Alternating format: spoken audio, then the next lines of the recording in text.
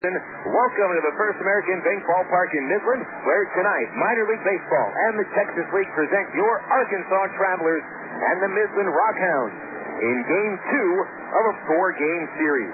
Hi, and thanks for tuning in to the Travs broadcast tonight. We are live on the flagship, The Ticket, Total Sports 1380. Also live on the Travs website, www.travs.com. This is the ITT Technical Institute pregame show. Well, a great way to start this West Texas swing. Yesterday, an 8-0 victory for the Travs, their fourth shutout of the season.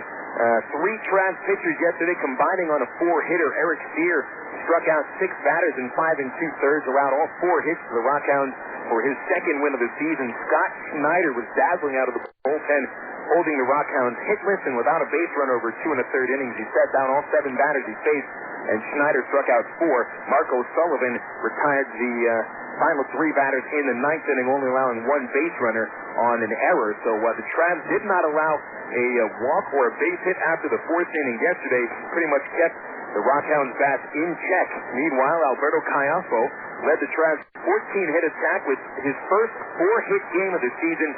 He knocked in the Travs' first 3 runs with a 2-run single in the 2nd inning, a sacrifice fly in the 4th. Travs put the game away in the 6th inning with a 5-run rally capped by a 2-run single from Mike Elwood. Texas League Player of the Week Nick Gorneau chipped in with a couple of singles, 2 runs scored. All in all, another terrific team effort for the first place Arkansas Travelers, who come into today's action with a record of 11-7. They're good for first place in the Texas League East Division right now, half a game ahead of the Tulsa Drillers and 1 game ahead of Wichita. Midland coming in at 6-12. They are in 3rd place in the West Division. They've lost 3 in a row, and the RockHounds have dropped 8 of their last 11 ball games. So things looking pretty good right now for the Travs as they continue out here in West Texas, taking on the 2 worst teams in the West Division, at least record-wise. Midland at 6-12. Travs are going to be in El Paso on Saturday. The Diablos are 6-13. Thanks for tuning in today to the Travs broadcast here on the Ticket Total Sports 1380. A reminder, the pregame show brought to you by ITT Tech. And ITT Tech is committed to helping students develop the skills and knowledge where you can pursue opportunities in technological fields such as computer network systems. At ITT Tech, you'll learn specialized techniques in a hands-on environment that helps you reach your potential. Get a hold of ITT Tech in Little Rock at area code 501-565-5550, or just go online to itt-tech.edu. Crazy day already in the Texas League. 2 games are completed, one of them with all sorts of crooked numbers on the scoreboard, and we'll give you that Texas League scoreboard as well as the ASCO Farm Report when we return after this break on the Ticket Total Sports 1380. My company is currently going through a transition, and I'm part of that transition. I needed new technology, new ideas for a changing market. Norman Petit earned a Bachelor of Applied Science degree in Electronics Engineering Technology in 2002 and a Bachelor of Applied Science degree in Automated Manufacturing Technology in 2003 from the ITT Tech in Indianapolis, Indiana. My education at ITT Tech was the right decision for me. To find out more about ITT Technical Institute, call 1-800-ITT-TECH or visit us on the web at itt-tech.edu. ITT Technical Institute, education for the future. Hey guys, want another beer? Another what? Another beer. I didn't have a beer. Did you have a beer? I don't think so. Yes, you did. These beers right in front of you. Remember you ordered them from me? Oh, yeah. I remember eating the wings. Yeah, the wings were good. Are you sure we drank the beer? Look, you guys came in, you ate the wings, you drank the beer. Huh. Whatever. You guys want another round? Of what? Beer. Yeah, that sounds great. You want a beer? I would love a beer. Next time, try the light beer with a taste you won't forget. Great tasting, less filling, Miller Lite. Miller, good call. Miller Brewing Company, Milwaukee, Wisconsin. Ed and I sell soft drinks at ball games. When he first told me about BC Powder, We carried big trays and drinks up and down the stadium staff. Man, it's killer. And with the backache, that tray feels heavier and heavier. And the stairs are tough on your knees. One night I was dragging, and the game wasn't half over. I told Brian he needs a BC to stop the pain fast, because it goes to work quick. BC stopped the pain, got me right back to work. BC goes down easy with a soft drink, but don't tell the boss. Okay? BC, pain relief at the speed of powder. Use as directed. Hounds out 25 base hits in the game for Round Rock's 14 base hits. Just an amazing amount of offense in this ballgame. Tulsa had to rally for 4 runs in the bottom of the 9th inning in order to send the game into the 10th. Sean Garrett picked up the winning RBI with a 2-out RBI single to send the Drillers to that victory. Again, a 14-13 final score. Tulsa with 25 base hits in that ridiculous ballgame. 4 hits apiece for former Traveler Adonis Harrison, Ryan Sheely, and Sean Garrett, who came up with a winning base hit. Corey Slavic knocked in 4 runs for the Drillers. Round Rock got a home run from Connie Whiteman, his second. He also knocked in 5 runs. But baseball 14-13, and they'll be playing the second end of that split doubleheader later on tonight. The game should be getting underway in about 45 minutes. Also, a final score out of Wichita today, where the Wranglers blow a large lead on the 9th inning. San Antonio rallies and wins the game 10-5. Wichita was up on the game 4-0 in the 7th inning. San Antonio rallied for 4 runs and put the game away in the 6th. John Lindsay with a 3-run homer to cap that 9th inning for San Antonio, his 5th of the season. And the Missions avenge a 13-2 loss at the hands of the Wranglers yesterday. They're not going to be playing a doubleheader in Wichita. Just a morning game for a bunch of screaming kids, I am sure. The RockHounds, the Missions with that win moved to 12-7, sending the Wranglers to 10-9. Currently the Wranglers a game and a half behind the Arkansas Travelers. The Tulsa Drillers are half a game back again. They're going to be finishing up that doubleheader in Tulsa coming up in about 45 minutes. And one other game later today in the Texas League. It's in El Paso for the Frisco Rough Riders, and Diablos play the second game of their series. Starting pitchers are Chris Young for the Rough Riders, Dustin Nippert for the Diablos. Each of those pitchers looking for their first win of the season.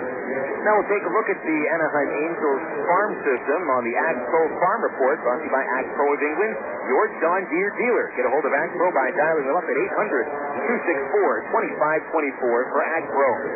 Salt Lake Stingers committed a couple of errors in the 9th inning and fell to the Portland Beavers, the Padres AAA team, by the final of 6-3. Took 11 innings to play that ball game as the Stingers dropped to 12-8. They're still in first place in the Pacific Coast League North Division. Former Traveler and current Stinger second baseman Brian Speck had 3 base hits for the Stingers. The losing pitcher Yoshi Mizuo dropped to 0-1. Rancho Cucamonga Quakes picked up a 7-6 come from behind victory over San Jose yesterday in the California League. Quakes trailed 6-5 until Reggie Willis hit a 2-run homer in the 8th inning to propel the Quakes to that victory. That record for the Quakes now 8-9, third place in the Cal League South Division. Mike Napoli and DJ Weed each homered for the Quakes. They had to battle back from a 5-2 deficit by scoring 3 runs in the 6th inning. Winning pitcher was James Carroll. Austin Bilkey just recorded his 4th save of the year. Cedar Rapids Colonels took a loss to the Quad City Swing yesterday, 7-3. Colonels allowed 5 runs in the 8th inning to suffer that loss. Aaron Hewlin gave up all 5 runs in 2 innings, dropping to 2-1. Colonels had 7 base hits, 2 of them off the bat of first baseman Matt Colley, who also knocked a 2-run homer. Cedar Rapids is 11-7. They're tied for first place in the Midland League Western Division. And that is the Ag Pro Farm Report. The plants around the Anaheim Angels minor league system, brought to you by Ag Pro of England, your John Deere dealer. And you can get a hold of Ag Pro at 800-264-2524 for Ag Pro. The sun is out bright today here in Midland, Texas. The wind is blowing up to 22 miles an hour. Typical Midland baseball conditions, but the field looks great, and this is going to be a very comfortable evening for baseball in the Permian Basin. We'll take a break. When we come back, we'll have a chat with Traveler Elite pitcher Scott Schneider. Scott has pitched a couple of, 2 1/3 innings perfect yesterday, has started his season almost as perfectly as he possibly can. The record for Scott, actually no record, but he has not allowed an earned run in 9 2/3 innings. We'll talk to Scott after this break on the ticket. Total Sports 1380. What's up, y'all? Here to talk about dating. Because dating is like fights. Think about it. First you got men out on the prowl. They travel in past the six, just like fights. And then you got girls. Girls can be cold. But the colder they are, the more you want them, just like Frank. And then comes the kisses. That's just refreshing, y'all. Again, just like a quiz. First quenching Sprite. Cheers. What's my motto? Oh, baby, up, sir. Hey, sir. What up, baby pop? Oh, got to go. Nurse out. Better choices. Sonic's got them, others don't. Drive into Sonic today for our new Chicken Club wrap made with grilled all-white meat chicken, crispy bacon, fresh lettuce, and juicy ripe tomato with shredded cheese and light ranch dressing. And for those counting carbs, it's now available with our new carb-friendly tortilla. Either way you order it, it's a fresh new way to get more taste. Sonic's new Chicken Club wrap. It's not just good, it's Sonic good. Here's the line that's sitting on the way, and you can catch the Traz online at www.traz.com. The Arkansas Travelers have one of minor league baseball's most user-friendly websites with easy access to Traz game stories, up-to-date stats, and Texas League standings. You'll be informed about the Traz online at Traz.com. Purchase tickets, Traz souvenirs, listen to the game. Hey, if you could buy hot dogs and popcorn on the website, it'd be like coming to the old ballpark. See us online, www.Traz.com. Welcome back to the ITT Technical Institute pregame show. We have a beautiful late afternoon here at First American Bank Ballpark as the Travs and the Midland RockHounds get set for the second game of this four-game series. Travs won yesterday 8-0, and a big part of the win yesterday was relief pitcher Scott Schneider, who took the ball from Eric Steer in the sixth inning. It's 2 1/3 perfect innings as the Travs went on for the 8-0 shutout. Scott, great game yesterday. You faced 7 guys, set them all down. What was working for you yesterday? What made you feel comfortable on the mound? Oh, my fastball is definitely working. I mean, I'm a deceptive pitcher. I don't really throw 95, but I guess I had the deception working and stuff. I didn't really feel comfortable at any point. Still getting used to the season going and stuff like that after the off season. And so basically I just trusted that my fastball would be deceptive and threw it up there, and luckily everything worked out. Scott, is there anything certain that you do to throw a deceptive fastball? Because I know you throw a lot of pitches that move. Really, nothing is straight. I know you've got a funky delivery, but is there anything in specifics that you do to put movement on the ball? Nothing in specific. I'm very flexible, so the way that my arm stroke is when I throw is unorthodox. Therefore, it just creates different movement on different grips of my pitches and stuff like that. Now, Scott, when you first started throwing a baseball, were you throwing, now when you're pitching, you're throwing three-quarters, a little bit more towards sidearm. Did you throw like that when you were younger, when you first started throwing? No, my whole life I've been an over-the-top guy. My father is actually my Little League coach, and he would get mad at me anytime I wasn't directly over the top.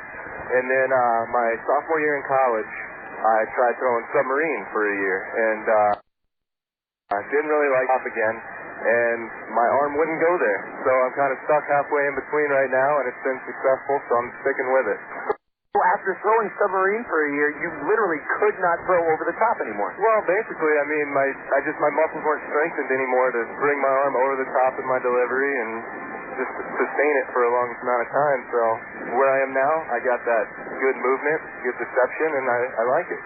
Before you started throwing sidearm and when you were coming over the top, did you have a lot of movement on your pitches, or was it coming in more straight? No, when I was over the top, I threw mid-90s, low to mid-90s, and it was straight as an arrow. I actually gave up a lot of hits, and that's why I went down to submarine to get some movement, see what would happen, and then I was going way too slow, so I decided, the happy medium, and right now I like my movement and stuff. I wish my velocity was up a little bit, but you can't have everything, so.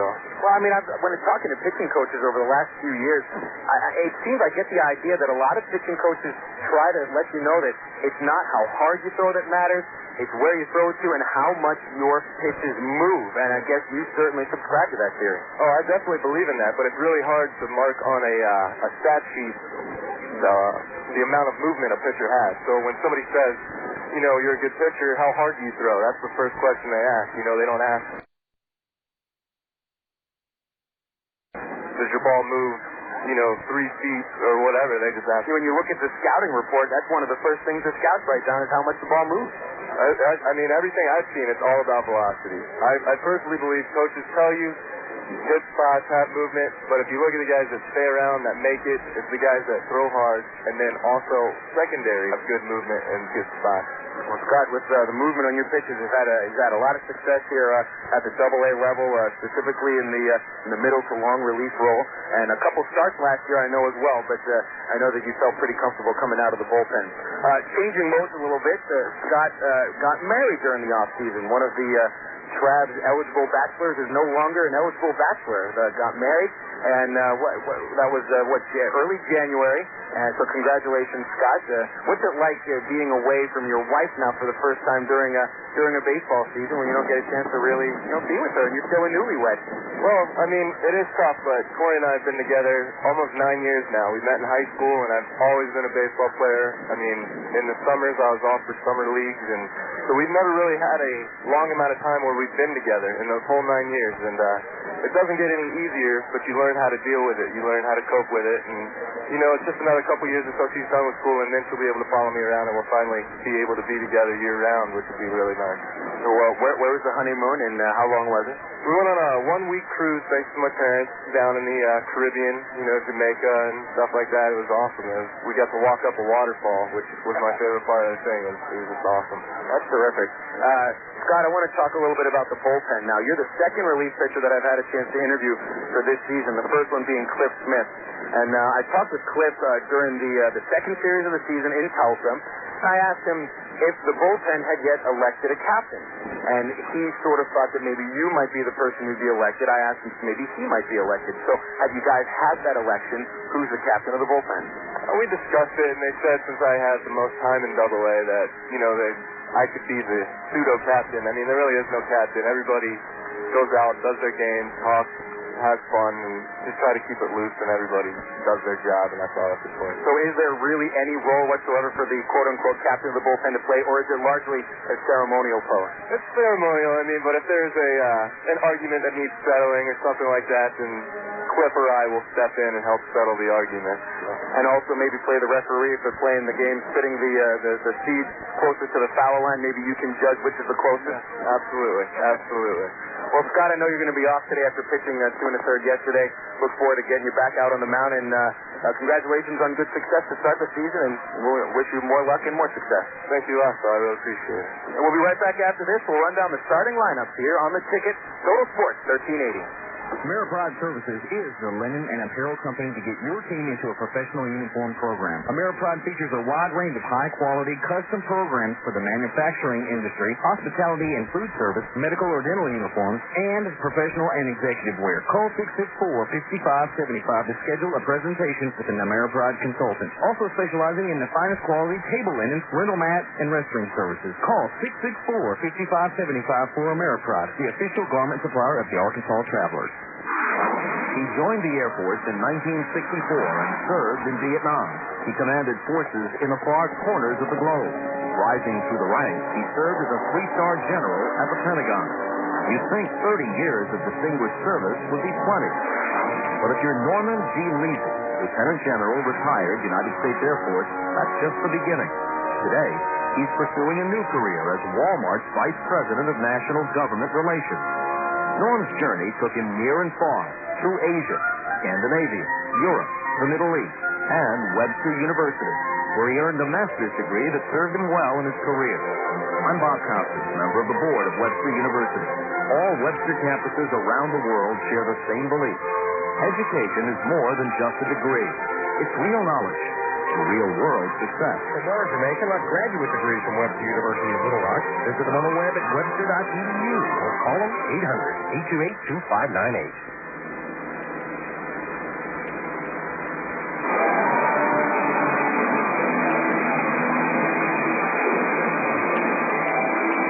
And welcome back to the First American Bank Ballpark in Midland, Texas. A very windy early evening, as usual. Wind did die down towards the end of the game yesterday. Died down enough for the Travs to score 8 runs and pick up a very impressive win last night. The 4th shutout of the season to lead all Texas League pitching staff. Travelers have the top team batting average at .295.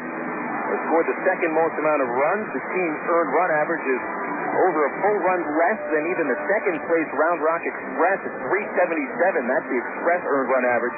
The Travs ERA is .254. Right now, the Arkansas Travelers, at least statistically, are the best team in the Texas League. Record-wise, however, the Travs are tied for the second-best record in the circuit. The San Antonio Round Rockets, 14-6. The Express with the best record thus far in the Texas League. Of course, it matters in the East Division how the Travs doing right now. They're half a game up on the Tulsa Drillers. Tulsa winning earlier today, as I mentioned during the pregame show, at a ridiculous final score of 14-13. 25 base hits for the Tulsa Drillers, and it was confirmed by Barry Lewis, the beat writer for the Drillers at the Tulsa World, the newspaper out there at the Oil City, that the Drillers' 25 base hits is the most base hits recorded by one team in the history of Driller Stadium, which goes back to 1981. And take into account this: Drillers almost lost that game without coming from behind to score 4 runs in the bottom of the 9th inning. The Drillers would have had 23 base hits, and they would have lost. So a little bit of maybe luck for them in pulling out a victory, and they out-hit the opponent by 11 base hits. That's an amazing amount of offense out there at Driller Stadium. Certainly the wind was blowing out at Driller Stadium this afternoon, and again, they're going to be playing another game coming up in about 35 minutes as part of a split doubleheader. Split doubleheader is, of course, that the teams open the gate for an afternoon game, and they get everybody out of the ballpark except the teams, close the gate, reopen them, and everybody gets charged double to watch a couple of ball games instead of the usual practice of doubleheaders in the minor leagues, which is 2 for the price of 1, which I sort of like that, the way I think it should be done. And you can be guaranteed this: there will never be a split doubleheader at Ray Winder Field. That is pretty much a guarantee, though Valentine's is not something he's going to do. I never got a chance to listen to it this afternoon, but I hope everybody that did tune in enjoyed the Valentine's Day at Dino's. As no Bill was there for an hour discussing the history of the Travelers, along with a couple of the hosts from the Ticket Total Sports 1380. So we'd like to thank the hosts and the staff of the Ticket for putting this together, and also the people over at Dino's for providing the place on broadcasting. And, of course, a big thanks to Pete Latham, the Travis assistant general manager, who was out there with Bill, and couldn't have that show without the man himself, Bill Valentine. Thanks for his time, and I certainly appreciate it. I know that the fans did as well, and I hope that went very well. Well, the RockHounds have just taken the field. We will run down the starting lineup momentarily. First, we'll turn up the crowd microphone and let you hear the singing of the Star-Spangled Banner here at the First American Bank Ballpark.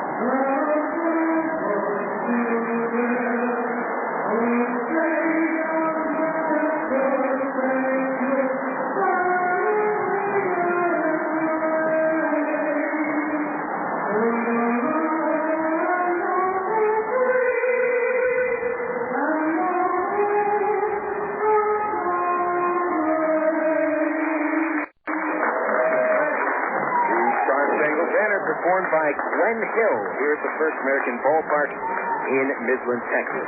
Phil Elson with you. Let's get down to the brass tacks. Give you the starting lineup for today's ball game, beginning with the hometown Midland RockHounds. They come in with a record of 6 wins against 12 losses. Their manager is Webster Garrison. Freddie Bynum leading off. Bynum in center field today for Midland, with Mark Tiger batting second. Tiger slides over to play second base. Hitting third, the right fielder Brian Sellier.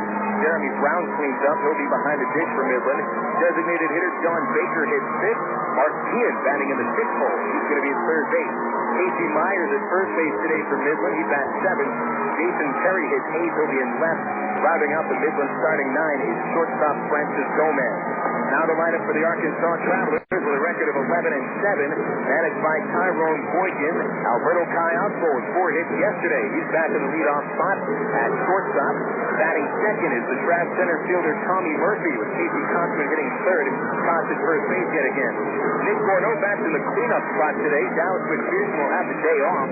Gorneau bats fourth. He'll be in right field. Jeff Mathis hits fifth. He'll be catching tonight with Mike Elward taking over at third base from McPherson. Elward hits sixth. Rudy Gomez, the starting designated hitter tonight, is in the seventh spot. Carlos Duncan will hit eighth. He'll be in left field. Casey Smith will bat ninth. Casey is at second base. Starting pitcher for the Travs tonight, left-hander Jake Wood, 3 wins and a loss, and a 288 earned run average. And on the mound for the Midland RockHounds, another left-hander, Drew Dickinson. He's 0-2 with a 632 earned run average. Dickinson making his 4th start of the season. The RockHounds are 1-2 in his start.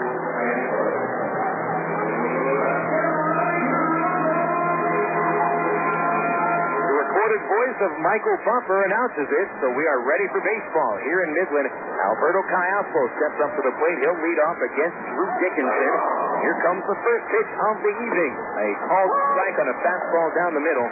We are underway tonight at 6:37. A little bit late out here in Midland. Game time temperature 72 degrees. And Caiazzo will fight one off the fifth foul down the first base line for a strike in the count 0-2.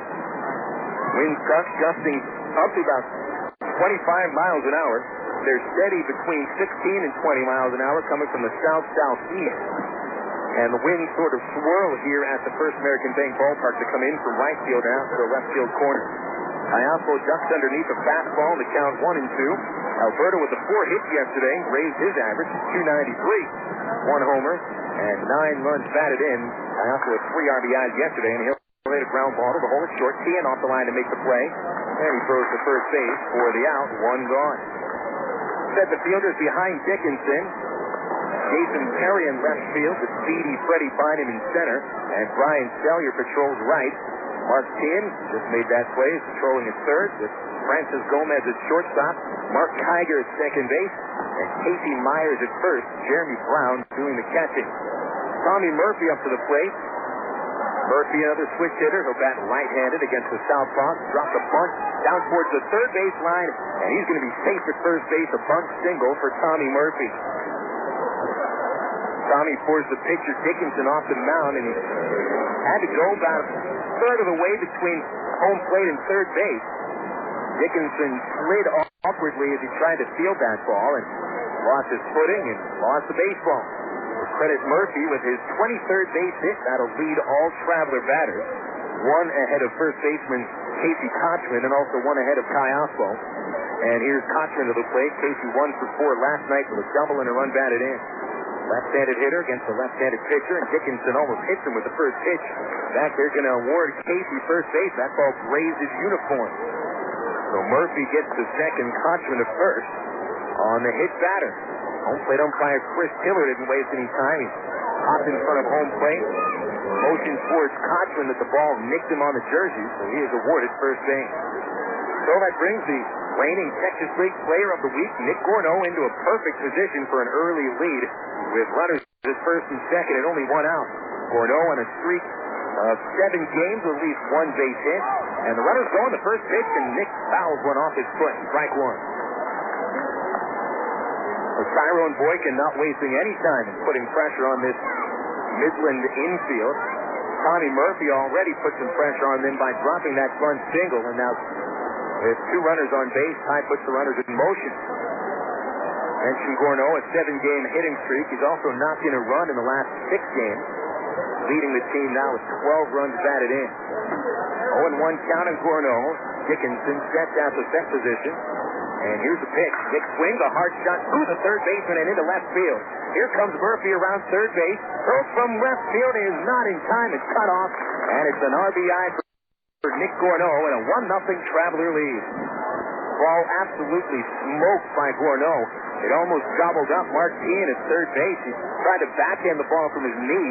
He had no shot at that. If he would have had that ball, it would have been nothing more than a lucky pluck. Credit Gorneau with a base hit. Is now on an 8-game hitting streak and make it 13 RBIs. On that single, Kotzman stops at second base, Gorneau at first, and now Jeff Mathis stepping to the plate as the Travs take another early lead. Travs scoring first for the 12th time this season. And the Travs have lost only one game when they scored the first run. They're 10-1 when striking first. Mathis takes a changeup for a strike on the outside corner. Really looking here, Dickinson does not appear to be a very overpowering pitcher. He has already allowed 2 hits in the inning, 26 on the season in just over 16 innings. League batting about .350 against him. The 0-1 pitch, and no, Dickinson steps off the rubber after he lifts his leg, checks back at Thompson at second base. Infield wants to turn a double play to get Dickinson out of a tough spot. Mathis was hitless yesterday, the only Traveler not to reach base safely, but 0 for 5. 0-1, swing and a miss on a pitch a little bit below the knees, and Jeff falls behind 0-2. Travs are getting out here and aggressive early in the count. Trying to get out ahead of Dickinson here. And certainly has worked thus far. Last 3 batters have made it on base safely. The 0-2, breaking ball, little tapper towards third base. Kean charges in, gloves it, throws on the run to first base, and he gets Mathis by a couple steps. On the putout, Kotzman goes to third base and Gorneau to second. Good play by Kean. Had no shot at the force out at second base, so instead made sure he got the out at first. So that'll bring up Mike Elworth. Elworth playing in his 6th game of the season after sitting out for the first 10 games of the year with a groin injury.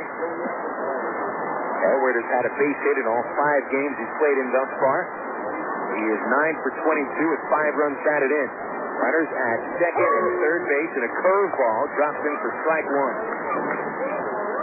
Dickinson goes to that slow hook. He gets that first strike on Elworth. A right-handed batter who takes over for McPherson at third base.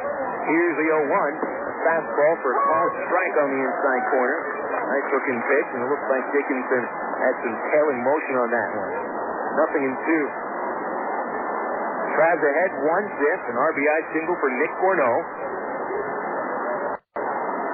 2 runners on base. The 0-2 to Elworth. He swings at a curveball and lofts it high to shallow left field. Charging in is left fielder Perry. He gives way to the shortstop Gomez. And Gomez makes the catch, ending the Travs' first inning. But Arkansas gets on top with 1 run on 2 base hits. A couple men stranded. And we go to the bottom of the first. Here in Midland, Travelers 1 and the RockHounds coming to the plate for the first time on the ticket. Total Sports 1380. Did you know that more than 250 Arkansans are currently awaiting an organ transplant? And did you know that every 16 minutes, a new name is added to the organ transplant waiting list? You can help to reduce these numbers by registering to become an organ donor. Call the Arkansas Regional Organ Recovery Agency at 866-660-5433.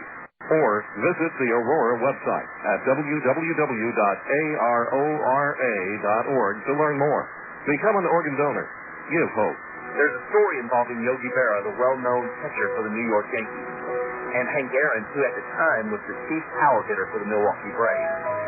The teams were playing in the World Series, and as usual, Yogi was keeping up his ceaseless chatter, intending to pep up his teammates on the one hand and distract the Milwaukee batters on the other. As Aaron came to the plate, Yogi tried to distract him by saying, "Henry, you're holding the bat wrong. You're supposed to hold it so you can read the trademark." Aaron didn't say anything. But when the next pitch came up, he hit it into the left field bleachers. After rounding the bases and touching home plate, Aaron looked at Yogi Berra and said, "I didn't come up here to read. I'm Mark Evans, pastor of the Church of Rock Creek.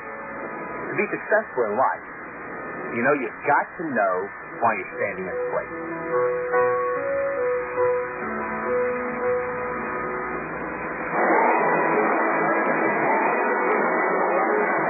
Jake Woods is handed a 1-0 lead before he throws his first pitch of the evening.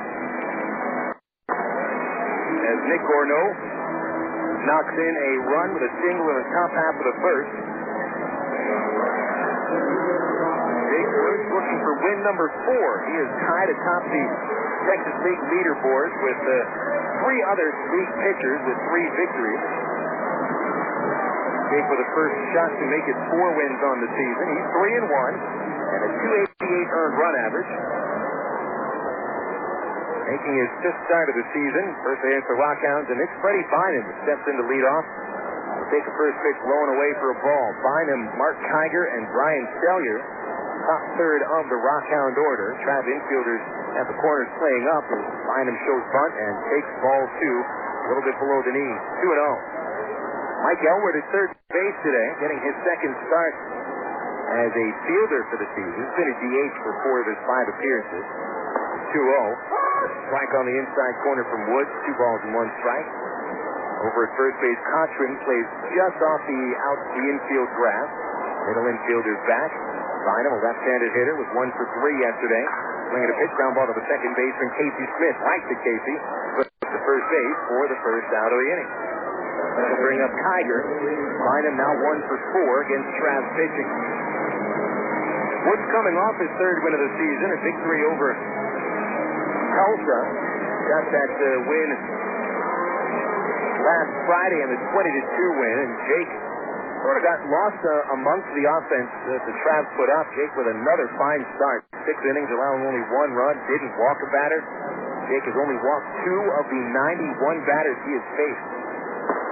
First pitch on the way for a strike to Kiger, a right-handed hitter, who started at shortstop yesterday, went 0 for 3, bounced into a double play, took a walk, and struck out 1. Here's the 0-1 from Woods. Kiger takes the slider high, and it's 1-1. We mentioned the infielders for the Travs. The outfielders are Duncan in left, Murphy in center, Gorneau in right. They're playing for Kiger to pull the ball to left field, especially with the wind going across the outfield right to left. Woods with a fastball outside, and the count's 2-1. Jake is 6'1", 190 pounds, out of Fresno, California. Angels discovered him while he was pitching for Bakersfield Junior College.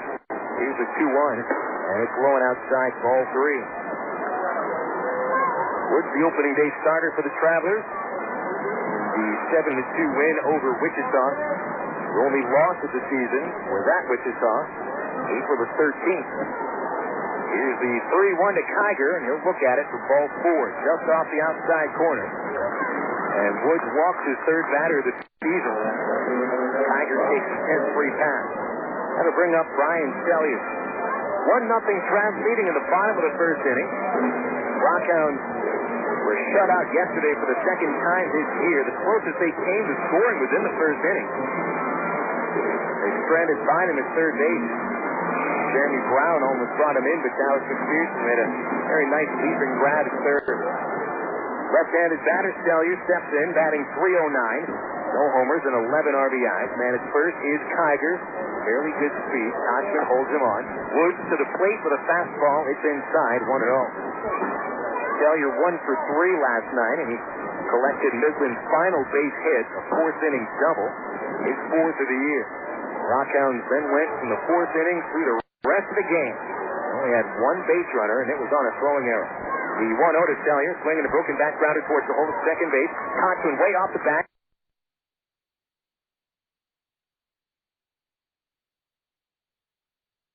Smith makes the play. Cochran gets back, and the throw is in time for out number 2. Very nice play by both Cochran and Smith. Casey has so much range at first base that sometimes it looks like he gets himself into a tough position because he tries to make a play that might be suited for the second base. But if you're able to get back to first base, there's no problem in going after that ball.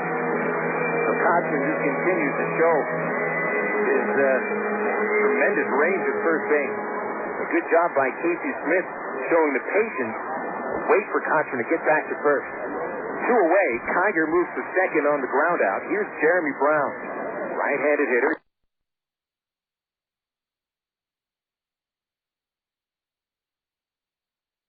Catching tonight, first pitch strike on the outside corner. Brown hitting .177 with a homer and 5 runs batted in, but part of his troubles is his lack of luck. He hit the hit yesterday, still couldn't come through the hit.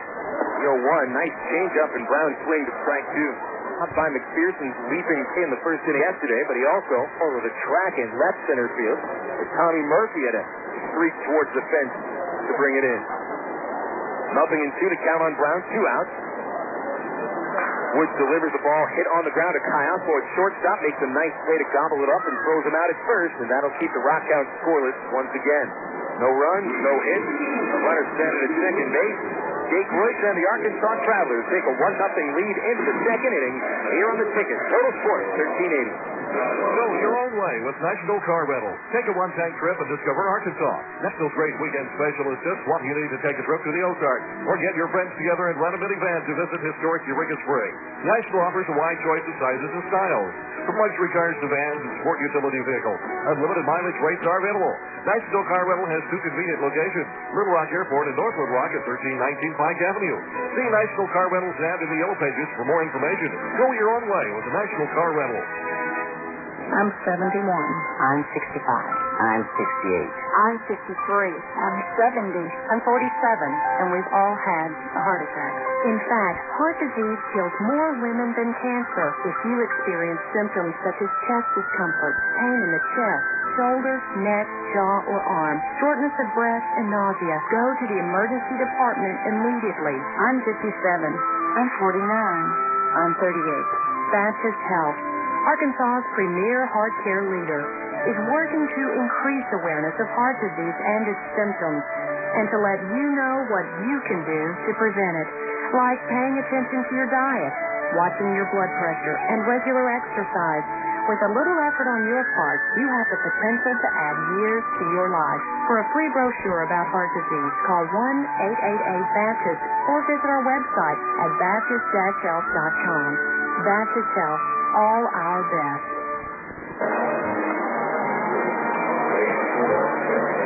1-0 lead for the Travs as we get into the second inning here on the ticket. Total Sports 1380. This is Phil Elson with you for the 19th game of the Texas League season. Of course, we'll bring you all 140 Travs games on the ticket. Rudy Gomez leads off in the second as the Travs get into the bottom third of the order. Dickinson's first pitch is chopped to Hopper to the third baseman Kean. He'll back in the play and throw Gomez out at first base. One pitch, one out for Dickinson in the second inning. He sets down 3 in a row, then scored O's RBI single back in the first. Carlos Duncan comes to the plate now, followed by Casey Smith.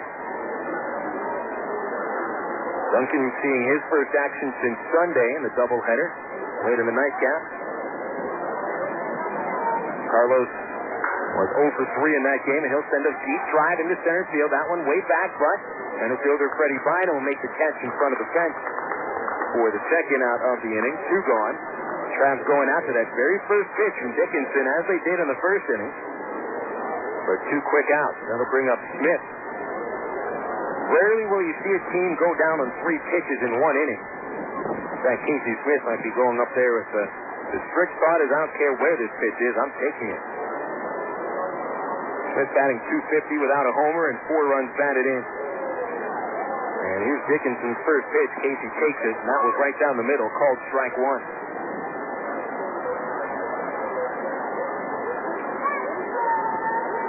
Base is empty, 2 outs. Dickinson's 0-1, going inside 1-1.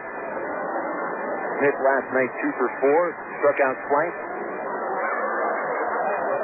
Stole a base. Pitch, ground ball, right side of the infield, and through for a base hit. Casey Smith with a seeing eye single through the right side of the infield, the Travs' third base hit of the game. And that's 9 batters that have faced Dickinson. 3 hits, no strikeouts, 1 hit batter, and 1 run scored.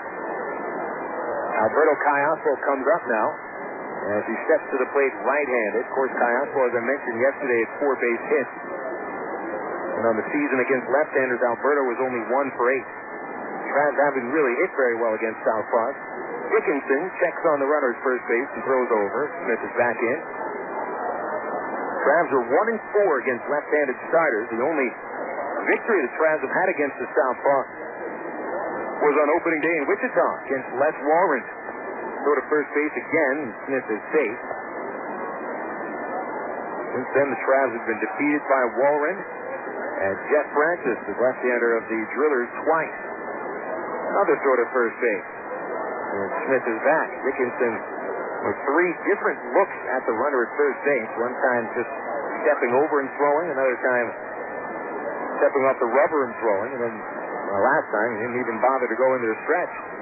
He's toying a little bit with Casey. Smith takes his lead away from first. Caiazzo looks at him throw back again to first base. That's 4 times now. So Dickinson must be feeling pretty confident that Casey Smith is heading somewhere. Right now, he's just been heading back into first. Now Dickinson to the plate. Caiazzo takes a pitch outside for a ball. Alberto 0 for 1 this evening already. Bounced out in the first inning.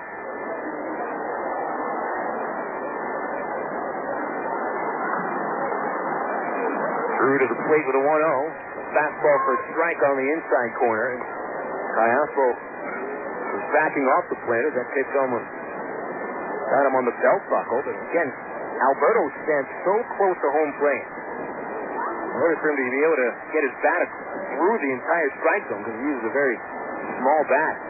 Here's a 1-1, and Alberto pokes it high to right field. Brian Sellier in a couple steps. And he'll reach up, make the catch, and the Travs go down quietly in the second inning. A 2-out single by Casey Smith. He is stranded at first. We go to the bottom of the second here in Midland.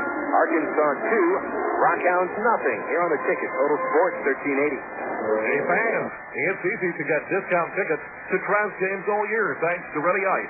Arkansas's #1 ice company, Ready Ice presents Ready Ice Wednesdays at Ray Winder Field. Just pick up a discount coupon for any Wednesday Travs home game anywhere Ready Ice is sold, like most Shell and Exxon gas stations. Bring the coupons to the Travs box office for $3 general admission tickets to any Wednesday home game. That's Ready Ice Wednesdays at Ray Winder Field all season long. Thanks to Arkansas's #1 ice company, Ready Ice. Faucets leaking, termites feasting, fish and tackle, paints and spackle, tubs, jacuzzis, tapes and movies, everything from A to Z. Nylon lumber, tons of plumbers, elevators, coffee makers, radiators, party favors. Take a look and you'll see. Let your fingers do the walking. Not the other book. When it comes to making their buying decisions, people today let their fingers do the walking through Yellow Book Yellow Pages. It's no wonder. Yellow Book's packed with money-saving coupons, restaurant menus, and vital community info. And with more ads than ever before, it has everything you need right at your fingertips. It's easy to spot. Just reach for the yellow directory with the map on the cover and join the smart shoppers who choose Yellow Book, not the other book. Put your business in Yellow Book. Call 1-800-YD-YELLOW. Not the other book.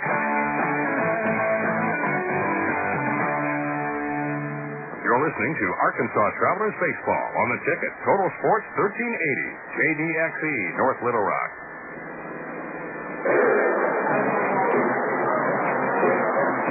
Traveler Baseball continues into the bottom of the second inning here in Midland. And your score, 1-0 Travs leading. Leading off for the RockHounds against Jake Woods is designated hitter John Baker.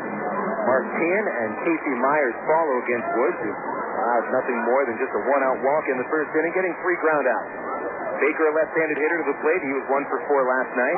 And Woods with a strike on a fastball to begin the inning. Mark Tien on deck, then Casey Myers.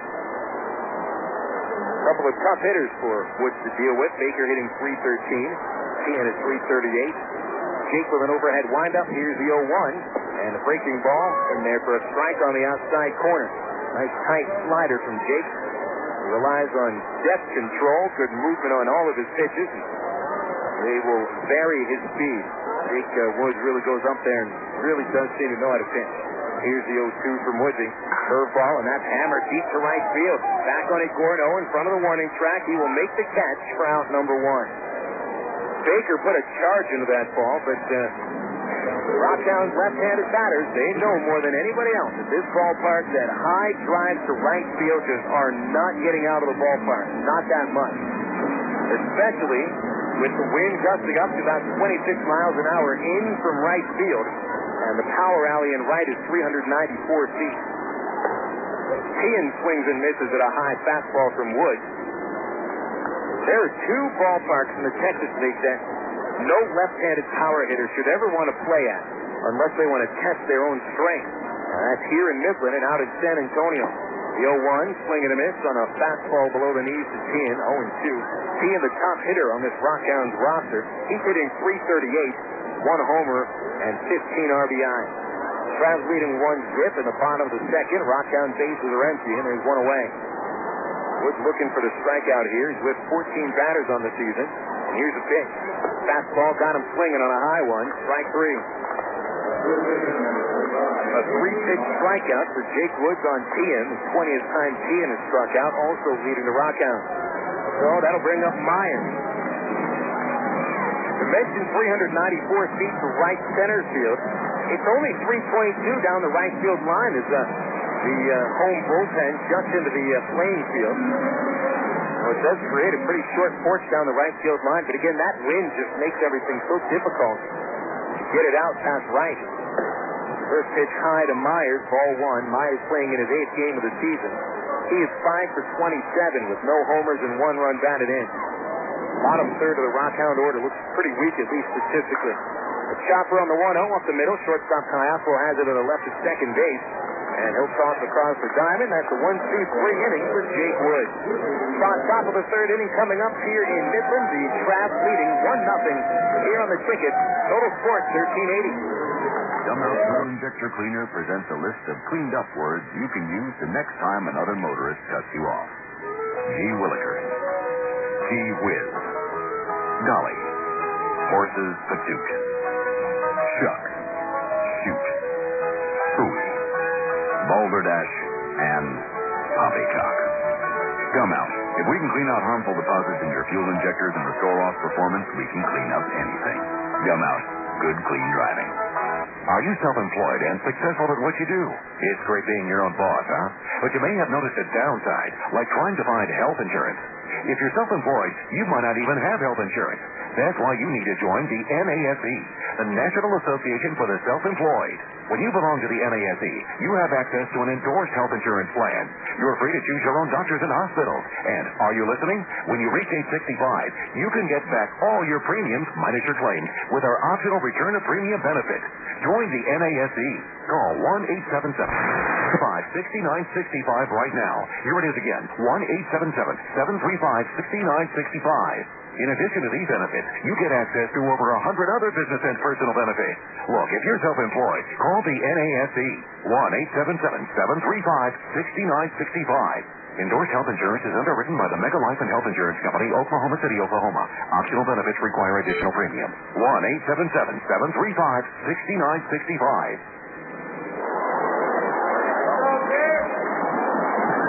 Traveler Baseball here on the ticket. Total Sports 1380 is brought to you by Miller Lite. Are you counting carbs? Miller Lite contains half the carbs of Bud Light, and Miller Lite tastes great. Miller Lite, ice cold this season at Raywinder Field. Top of the third, Tommy Murphy leads off, taking a pitch downstairs for a ball. Arkansas leading Midland 1-0. Tommy Murphy scored the Travs run after a bunt single, took second when Cotchman was hit by a pitch and scored on Gorneau's base hit to left field. Pitch downstairs to Murph. 2-0 to the Travs center fielder. Tommy again stepping up to the plate from the right side.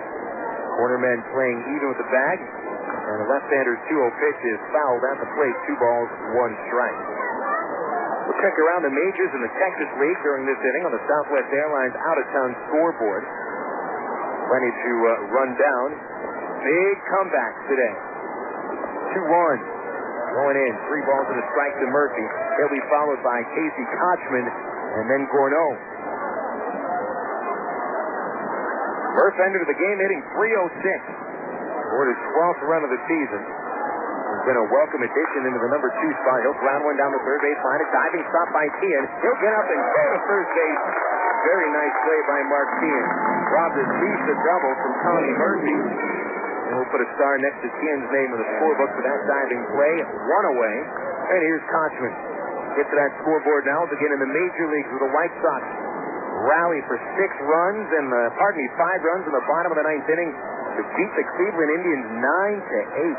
Cleveland scored 6 runs in the 4th, taking a 6-2 lead. They even had an 8-2 lead after the 6th inning. But the White Sox stormed back as Cotchman takes the strike. Casey was hit by a pitch in the first inning. Here's Dickinson's 0-1. Casey hits it on the ground. A 1-hopper smothered by Myers at first base. And he'll run to the bag himself for the unassisted putout. 2 outs. White Sox scored 1 in the 7th and 1 in the 8th before rallying for 5 runs in the bottom of the 9th inning, defeating the Indians. Sandy Alomar knocking home the game-winning run with a sacrifice fly. He The tying run came across the plate on a single by Timo Perez. Here's Nick Gorneau, who already has an RBI single today. He'll take a pitch outside for a ball. Elsewhere around the major leagues, wait for a second to get that scoreboard up here. Strike to Gorneau on the outside corner, and the count is 1-1. The Marlins down Colorado today 9-4. Josh Beckett picks up the victory. Gorneau going opposite field with a line drive. Base hit to right center field. Into the gap to cut it off Sellier. There goes Nick trying for two, and he's in there with a double, sliding feet first. Gorneau 2 for 2 and continues to show that ability to take the ball the opposite way. He has done that since last year when we saw Nick. You look at him, think he's a dead pull hitter, but that is not the case. Gorneau picking up his 5th double of the season. Ties in with confidence for the team lead. Here's Jeff Mathis, who steps up 0 for 1 and 0 for 6 in the series. First pitch from Dickinson, just downstairs for a ball and a changeup. Mentioned Marlins beat the Rockies 9-4. Beckett picks up his 2nd victory. Marlins hit 4 homers. Alex Gonzalez, Mike Lowell, Hisap Choi, and Miguel Cabrera. 1 ball, no strikes. Dickinson from the stretch, and the pitch hit grounding towards third base and through for a base hit. Here comes Gorneau around third. Perry up with a throw from left field, and the throw is not in time. Gorneau sliding, and he grabs the plate with his left hand. A 2-0 Travs lead on an RBI single by Jeff Mathis. So Mathis and Gorneau with the base hit to knock home runs thus far. And a 2-run cushion for Jake Woods. Travs have now outscored the RockHounds in this series 10-0. Here's Mike Elward to the plate. Elward popped out in the first. By the way, the Marlins with that win moved to 14-7, 2 games up on Atlanta. Pitch to Elward, he chops it foul into his own dugout, and it scatters the dugout. There's Carlos Duncan leaping away to avoid that ball. Strike 1. Those were the only finals in the majors thus far. Right now, the Tigers up on Anaheim 7-2 in Detroit in the bottom of the 3rd inning. Troy Glaus, the former Midland Angel, has hit his 7th home run of the season. The 0-1 to Elward, and he'll get a curveball foul on the ground, 0-2. An Angels Travs note. Alfredo Amezaga was called up to the majors today after the Angels had to place Garrett Anderson on the disabled list. Been suffering from upper back stiffness and hasn't played for about 5 days. So Meziga back up to the majors. 0-2 to Elward, hit a ground ball down the third base line. Foul. Foul by maybe half a foot, but that one was close. Count 0-2. Meziga was hitting .213 in 19 games for the Stingers.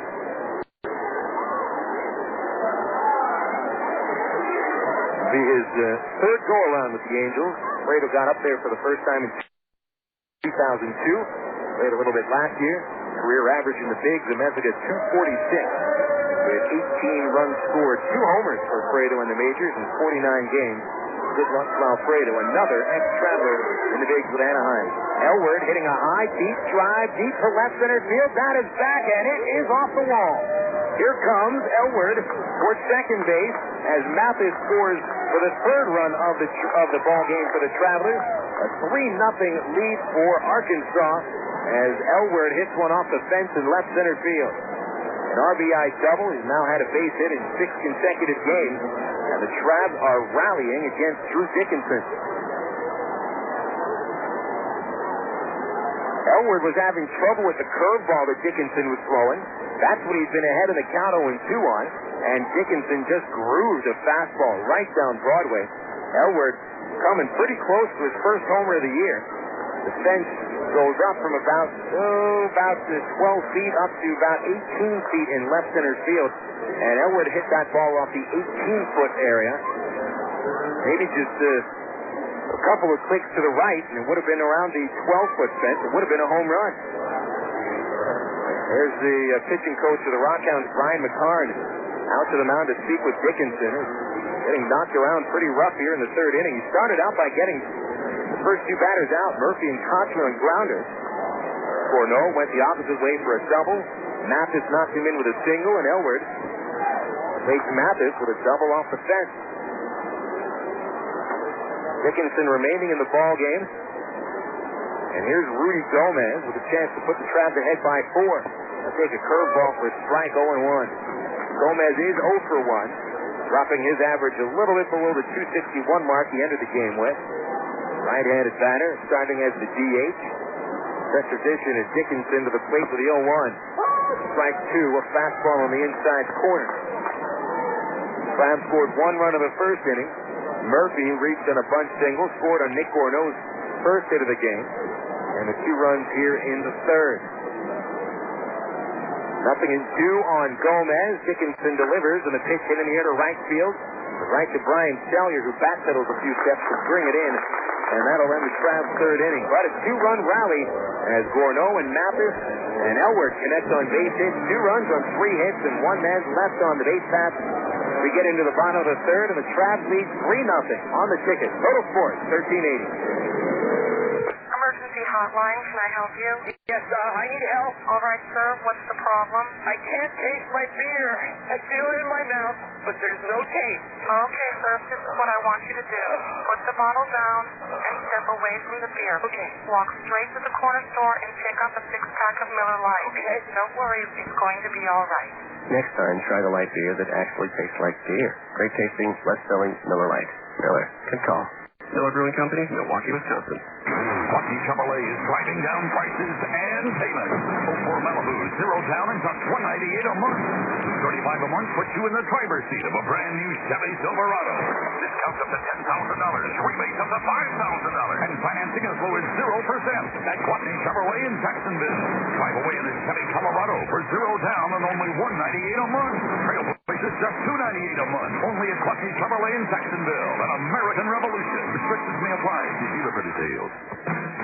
The Travs and Del Monte have stepped up to the plate to offer you a great seating alternative this season at Ray Winder Field. It's the Del Monte Harvest Food Family Section. This special no smoking, no alcohol area has been set aside to make your family's ballpark experience even more enjoyable.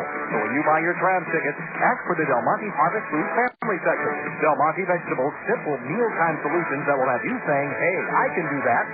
Look for Del Monte Vegetables at your local Harvest Foods. Harvest Foods, an Arkansas company serving Arkansas.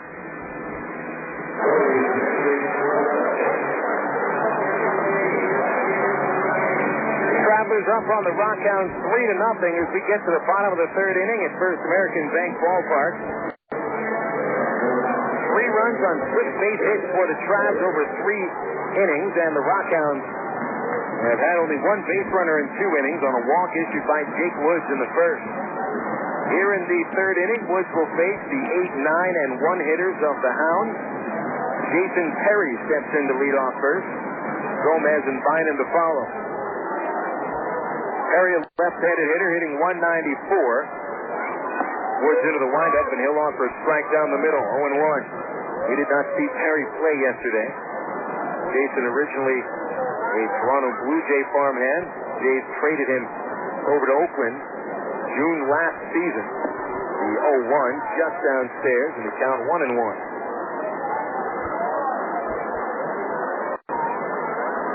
Perry, a 6th-round pick of the Blue Jays in 2002 out of Georgia Tech. Here's the 1-1 pitch. Perry a check swing, but he followed through on a high, tight changeup. 1 ball, 2 strikes as home plate umpire Tiller as he went around. Perry standing 6 feet tall, 200 pounds. Base is empty as he leads off the bottom of the third inning. Woods winds and delivers the pitch, low and away, and it's 2-2. Woods pitching with confidence right now, and who wouldn't? Given that he's been handed a 3-run lead and had a 1-run lead even before he threw his first pitch. He has struck out 1 batter thus far, and here's the 2-2 to Perry. Swinging a line drive up the middle to center field for a base hit. Tommy Murphy has trouble getting to that one. It gets past him. And into second goes Perry. A little leadoff hit for Perry. Trying to get second base on an error as Murphy had to hustle into left center field to cut that ball off, but he overran it. To charge an error on the center fielder Murphy. He's Tommy's first error of the season.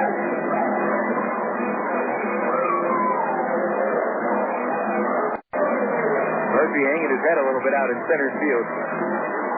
Outfielders do not like to commit errors. Hey, nobody likes to commit an error, but an outfielder who specifically makes an error on a ground ball. Fly balls, line drives, bad throws, that's one thing, but ground balls is something that any outfielder will tell you they need to be able to pick that up. Gomez takes a strike on the outside corner. Gomez, a right-handed hitter.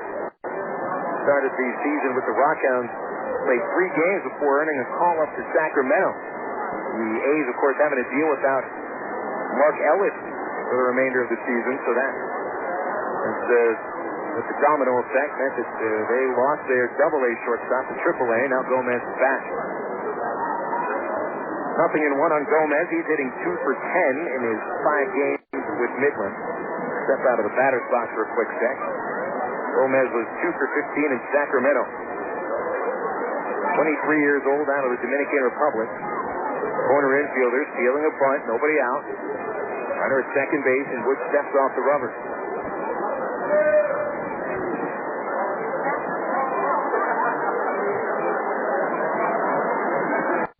Kyle paying attention to the runner at second base, sliding around a little bit on the dirt. Woods at the set position. Here's the 0-1. Gomez takes it downstairs. 1 ball, 1 strike. So Gomez hasn't squared around yet. RockHounds are not a team that are going to use the sacrifice bunt very much. Almost outlawed by the A's farm system. 1 ball, 1 strike. Woods delivers. The pitch is low on a slider. 2 balls, 1 strike.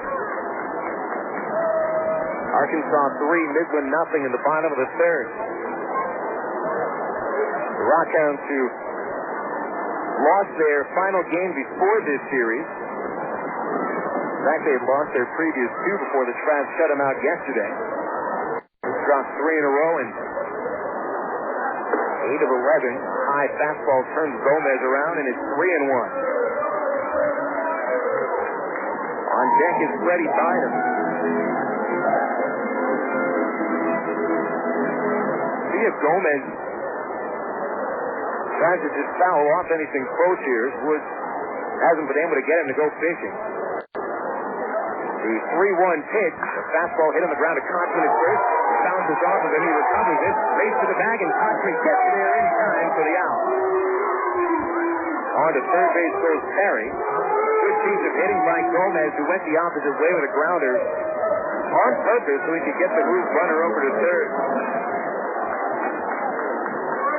And Casey, who stayed in front of that ball, he's going to have a nice little welt on his chest. Quickly able to get back to first for the unassisted out. 1 away. Now Perry at third base. The Travs infield will play back, conceding a run for an out. Freddie Bynum stands in. Bynum grounded out in the first inning.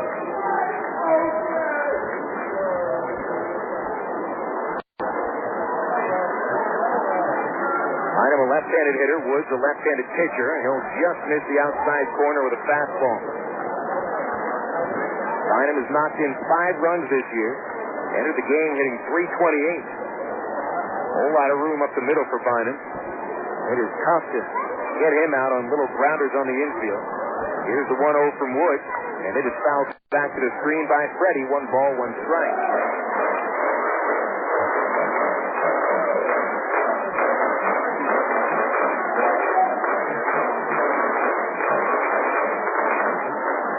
Now the corner infielders come about halfway up.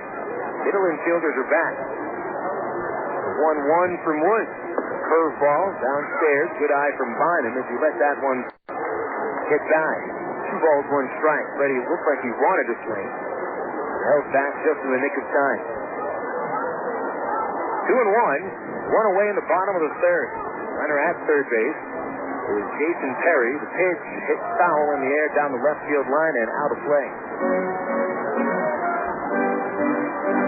Perry led the inning off with a single to center field. Tommy Murphy overran the ball, allowing Perry to get to second base on the error. Ground out moves into third, and now the Travs bring the entire infield halfway in. Timeout is called by Bynum. The Ty Boykin with 2 strikes brings the infield a little bit closer. Outfield again is pretty shallow with that hard wind. 2-2 to count. Woods to the plate, and the curveball strikes him out looking. Second strikeout for Jake. And a beautiful hook.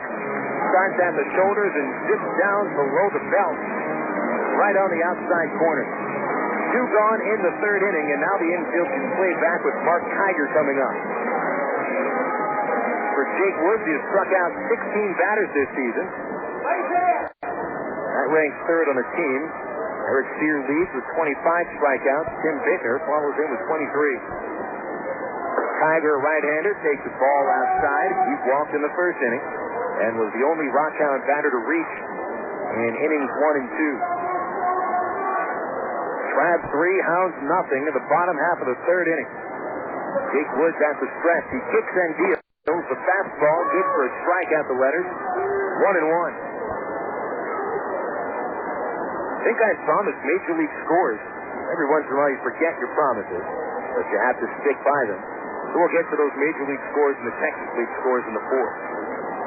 The 1-1, swung on, grounded up the middle, off the mound. Kyle fields it in back at second base. He throws to first and gets the out. Good stretch by Kochman, and that'll keep the RockHounds off the scoreboard here in the third inning. Boy, a tough play for Kyle, but he makes it look easy. RockHounds get a base hit. Strand a runner at third. There was one traveler error. And we'll go into the fourth. Arkansas 3, Midland nothing. Here on the ticket. Total Sports 1380. Big and Chick has always given you and your family the best choices in great food. Many of you are now watching those carbs, and although the Big and Chick menu has always offered great low-carb items, there's now a special low-carb menu featuring items with the same great taste Big and Chick is famous for. Of course, you'll still find those great Big and Chick ribs, barbecue sandwiches, catfish, gourmet sandwiches, chicken, steaks, and more. Bring the whole family for a relaxing dinner. In a hurry, get it to go. Big and Chick, 7824 Highway 107 in Sherwood. Open 10:30 a.m. till 9 p.m. Monday through Saturday. Looking for the perfect snack to go along with the game? Pick up America's #1 food craving and hit a home run with your family. With more than 300 varieties of cheese made right here in America, there are endless ways to cave to the crave. Stop by your local grocer for ideas on how to create mouth-watering appetizers that the entire family is going to love. Cheese is the perfect snack to accompany any game, and you'll be a winner with your family. The power of cheese. Stone Lake Golf Course is one of Central Arkansas's hidden sports gems. Located just 1 mile off I-440 on Faulkner Lake Road, Stone Lake features a unique lake-style course and some of the most reasonable green fees around, complete with driving range plus chipping and putting greens and a full-range snack bar. Stone Lake has everything a good duffer needs. Check out a hole-by-hole description on stonelakes.net or call 945-0945 for Stone Lake. 3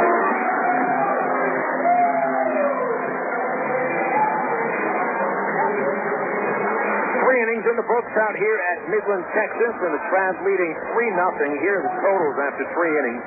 Arkansas 3 runs on 6 base hits, 1 error, and the Midland RockHounds no runs on 1 base hit, no errors. Phil Elson here with you, and a reminder, tomorrow's game again starting at 6:30. First pitch coming 6:30 out here in Midland. The ITT Tech pregame show at 6:10.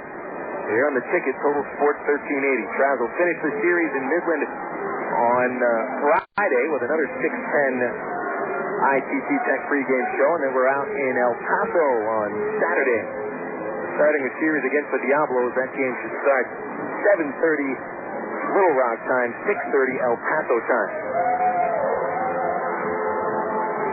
Here in the fourth inning, Carlos Duncan will step to the plate and lead off, followed by Casey Smith and Alberto Cayasco as we wait a little bit for the grounds crew to get their tractor off the field, trying to clean up the infield dirt after an on-field promotion that involved a truck that drives on the infield dirt. Must be a pretty strong infield to handle a 2-ton truck. So Duncan steps in. He's 0 for 1. Carlos flied out in the second inning. And we've seen the Travs be very aggressive at the plate against Drew Dickinson. As he steps back up on the mound and delivers the first pitch of the inning, Duncan takes it inside for a ball. Now, as promised, Major League Scoreboard brought to you by Southwest Airlines, the official airline of the Arkansas Travelers. We already mentioned the 2 finals today. Marlins beat the Rockies 9-4 as Duncan takes ball 2. And the Indians fall to Chicago 9-8. White Sox rally for 7 runs in the final 3 innings, 5 in the 9th for the victory. Detroit 7, Anaheim 2 in the bottom of the 4th. Yankees ahead of Oakland 4-1. 2-0. Duncan swings and misses at a changeup. Counts 2-1. Jorge Posada connected on his 8th home run of the season for the Yankees. Bobby Crosby hit his 3rd for Oakland, former RockHounds shortstop. Here's the 2-1 pitch to Duncan. Swing and a high fly to center field. Back on it, Freddie Bynum in front of the warning track. Freddie with room for out number 1. Bottom of the 4th inning in Baltimore. The Mariners and the Orioles are tied at 1. Tampa Bay and Boston at Fenway Park. Jason Varitek connecting on his 3rd long ball. And the Red Sox lead 2-0 in the bottom of the 4th. Texas 1, Kansas City nothing in the 1st. And they're scoreless at Minnesota in the 1st inning, the Jays and the Twins. National League scores. Pirates lead Houston 2-1 in the bottom of the 5th inning. Cincinnati 3, Milwaukee nothing in the 3rd. As a first pitch strike to Casey Smith on the outside corner. And the Phillies and the Cardinals just underway at Busch Stadium. We'll get to the games that'll be on the way later in a second. And Casey takes outside from Dickinson. 1 out on the top of the 4th inning. Travs lead 3-0. Smith the batter, the number 9 hitter. He singled in his only at-bat. Came in the 2nd inning. He 1-1 in the 3rd. 2 balls and a strike. Later tonight in the National League, the Diamondbacks hosting the Cubs. Greg Maddux against Casey Daigle. Atlanta against the Giants in San Francisco. Casey a ground ball to third base, and Tian makes the play. Fires across for the 2nd out. And back to the top of the Travs order, and Kai Osbo. Tomko pitches for the Giants. Russ Ortiz for Atlanta. Montreal visiting San Diego. Vargas and Eaton the starting pitchers, and the Dodgers host the Mets at Dodger Stadium. Traxel and Perez are the starters. Dodgers with a 1-game lead over San Diego in the National League West Division as Cayaspo takes outside for a ball. Probably the biggest surprise right now, I think, in the major leagues is the Dodgers. Cayaspo swings and misses, count 1-1. A lot of people have thought the Tigers, but I think that Detroit Tiger train is about to be derailed pretty soon. A 1-1, blowing away, 2 balls and a strike. Kansas City also a surprise, falling to 6-12 in a season when they've been expected to do maybe a little bit more than just contend for the AL Central. Cayaspo grounded through the hole at shortstop. Gomez tried to backhand it, gets right underneath his glove. Gomez really just walked after that ground ball and failed to stay in front of it. Cayaspo will be awarded an infield single. So Cayaspo with his 5th hit of the series. The Travs now with 7 base hits today. Here's Tommy Murphy, who bunted for a single in the 1st and scored a run. Tommy was robbed in the 3rd inning on a diving play by Tian at third base. At the set position, Dickinson checks on Cayaspo and delivers to Murphy. Swings in a ground ball to the shortstop Gomez. Now will get the force out at second base on Cayaspo, and that'll end the Travelers' 4th inning. No runs, 1 base hit for the Travs, and a runner stranded at first base. Take our game to the bottom of the 4th here in Midland. Travelers 3, RockHounds nothing. Here on the ticket, Total Sports, 1380. The carpenter. He's smart. He's a pro, and he wants the best for his family. What does he do? Join the union. Bob knows that a union carpenter maximizes his earning power, gets family insurance, and a pension plan he can count on. Plus, a union carpenter has access to union training, learning new skills, and advancing his career. Carpenters, pile drivers, floor layers, and millwrights. Join now and start enjoying the benefits. Call the Arkansas Regional Council of Carpenters at 501-568-2500 for more information. What's up, y'all? Let's here to talk about dating. Because dating is like fight. Think about it. First you got men out on the prowl. They travel in factor 6. Just like fight. And then you got girls. Girls can be cold. But the colder they are, the more you want them. Just like Sprite. And then comes the kisses. That's just refreshing, y'all. Again, just like a crisp, thirst quenching Sprite. Singers, what's my motto? Oh, baby, up, sir. Hey, sir. What up, baby pop? Oh, got to go. Thirst out. Synonymous. Words alike in significance and meaning. like summer and baseball, baseball and Ray Winder Field, Ray Winder Field and hot dogs and Coca-Cola. Yes, Coke is joining the Travs All-Star lineup this summer right alongside the future Anaheim Angels wearing the Travelers uniform. Enjoy the best value in family entertainment in Central Arkansas. Ray Winder Field, the Arkansas Travelers, and Coke. 3 summer classics. Call 664-1555 or visit our website at Travs.com.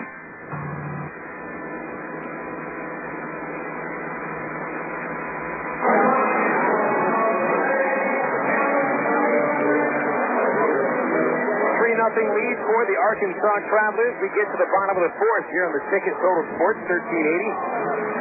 Jake Woods back on the hill. He's allowed only 1 hit and 1 walk. He's struck out 2. He'll face the 3, 4, and 5 batters for the RockHounds. Brian Sellier steps to the plate. Woods into the glove as he winds up. Jake with the first pitch to the bottom of the fourth inning, and it's a fastball for a strike on the inside corner. Jake retired 6 of the first 7 batters he faced. Allowed a leadoff single in the 3rd inning. Terry got to second base on Murphy's error, but Terry only made it to 3rd as Woods struck out behind him and got Kiger to ground out to end the inning. Ball 1 upstairs, 1-1. Get to the Texas League scores now on the Southwest Airlines out-of-town scoreboard. 2 finals from earlier today and a couple of crazy games in the Texas League. Wichita blowing a big lead late in the ball game and losing 10-5 to San Antonio.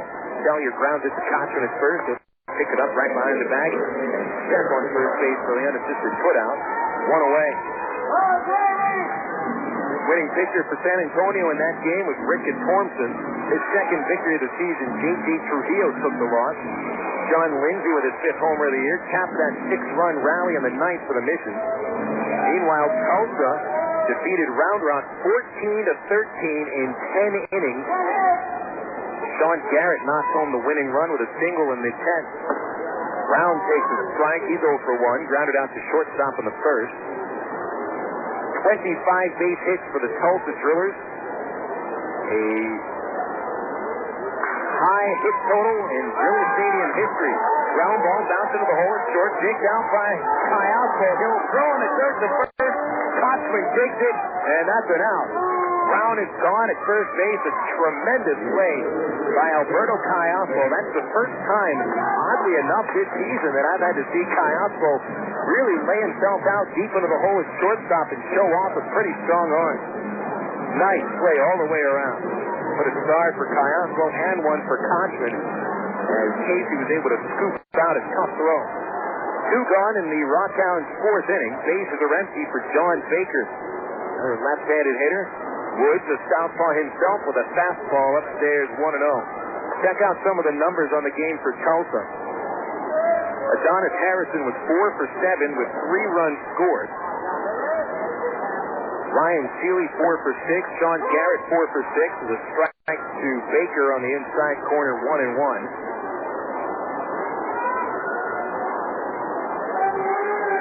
9 doubles in the ball game. The wind was blowing out at Driller Stadium, and they have another game to play. The 1-1, a swing and a miss on a curveball. Nice hook from Woods, count 1-2. Winning pitcher in that game was Alex Serrano. Santiago Ramirez took the loss, allowing 3 runs in an inning and a third. 1-2 count as Woods delivers the pitch, and he almost hit him, and he did hit him. Woods coming inside with a hard fastball, and he got Baker on his hip. Baker reaches first base. They are underway in the 2nd game of that split doubleheader in Tulsa. And right now, no score in the 2nd inning between Round Rock and the Drillers. Frisco and El Paso starting later on. Later on meaning about 1 minute. Here's Mark Tian, who struck out in the 2nd inning. He'll take a first pitch strike right down the middle. Tian, 0 for 4 in the series, 3 strikeouts. Was caught looking twice yesterday, and he also bounced into a double play. So far, very forgettable series for Tian. 0-1 the count. Leading from first, John Baker. Fastball from Woods outside, 1-1. So we'll update you on those scores later on as well on the Southwest Airlines out-of-town scoreboard. Southwest Airlines is your gateway to over 60 destinations in the United States. Southwest Airlines online at southwest.com. 1-1 pitch to Tian. Curveball called strike 2. Boy, that hook from Jake Woods is working today. Jake has that curveball. It's your typical classic curveball. Nice sharp downward motion which streaks across the plate. And it has that nice late break to it. Not a rolling curveball. It snaps. Count 1-2, and Woods goes to the belt. He kicks and deals, and a curveball gets the batter to bounce it weakly to Cotton at first base. He's way off the line. Casey runs to the bag and slides into it, feet first to get Tian out. And Cotton figures into all 3 outs here in the 4th inning. Back he gets 3 putouts. So the RockHounds go hitless again. They leave a runner on base. And we're going to take our game into the 5th. Travs leading 3-0 here on the ticket. Total score is 1380. Top Shoes has your athletic shoe.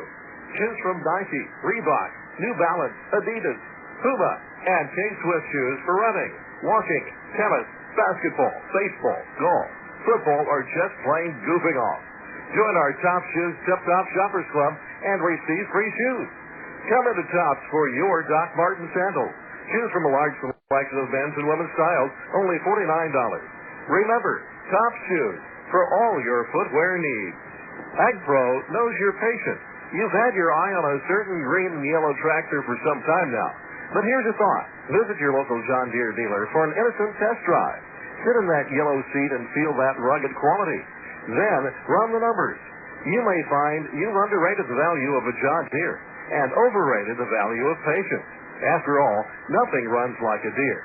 Test drive the John Deere of your choice today at AgPro Central Arkansas, 10504 Maumelle Boulevard, North Little Rock.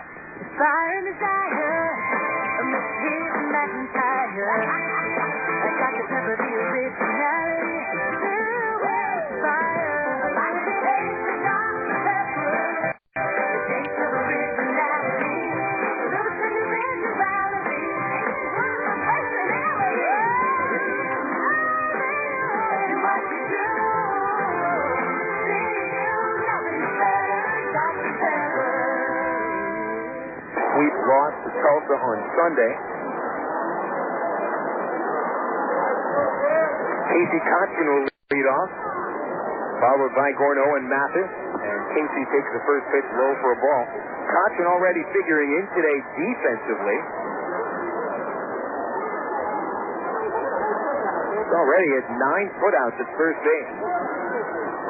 Jake Wood getting a lot of grounders. Cotton hits a grounder to the first baseman, picked up by Myers, an easy run to the bag for the out, and Kochman is 0 for 2, twice grounding out to the first baseman. So both first basemen are getting workouts today. And a couple of pitchers here getting ground balls. Dickinson does seem to be a ground ball pitcher, however, he's given up some hard line drives today, including a couple to Nick Gorno, who steps into the plate looking for his third base hit. First pitch, a strike. Nick 2 for 2, drove in a run with a single in the first. Started a little rally in the 3rd inning with a 2-out double and scored a run. He let a hard one-hopper to the shortstop Gomez, and he glumps it and throws Nick out. First time Gorno's been retired today. Numbers on Gorno over this hitting streak is something else. Now the hitting streak is 8 games. He is 13 for 31 with 12 runs batted in and 3 doubles. 2 quick outs here in the 5th. Jeff Mathis to the plate. He's 1 for 2 with an RBI. First pitch a curve called strike 1. Mathis trying to snap out of a little slump. His RBI single in the 3rd inning, just his 2nd hit in 14 at-bats. 2 outs. The 0-1 pitch. Mathis swings at a curveball and fouls it back. 0-2. 3 runs on 7 hits and 1 error for the Travs. The RockHounds come in with no runs on 1 base hit and no errors committed. Pretty quiet game for the RockHounds thus far. Dickinson's 0-2 called strike 3 to Mathis on the inside corner. Drew Dickinson is settling down a little bit. He's retired 7 of the last 8 batters he's faced. Travs still lead, however, 3-0. We'll go to the bottom of the 5th here on the ticket. Total score 1380.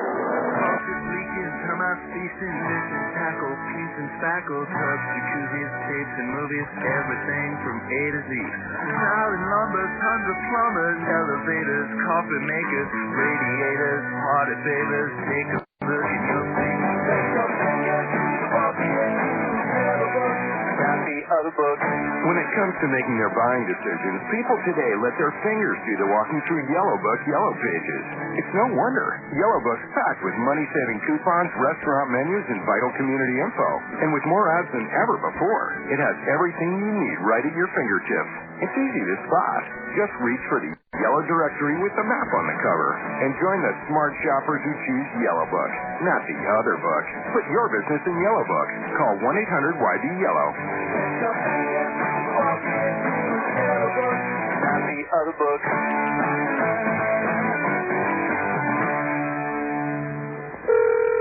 Emergency hotline, can I help you? Yes, I need help. All right, sir, what's the problem? I can't taste my beer. I feel it in my mouth, but there's no taste. Okay, sir, this is what I want you to do. Put the bottle down and step away from the beer. Okay. Walk straight to the corner store and pick up a 6-pack of Miller Lite. Okay. Don't worry, it's going to be all right. Next time, try the light beer that actually tastes like beer. Great tasting, less filling Miller Lite. Miller. Good call. Miller Brewing Company, Milwaukee, Wisconsin.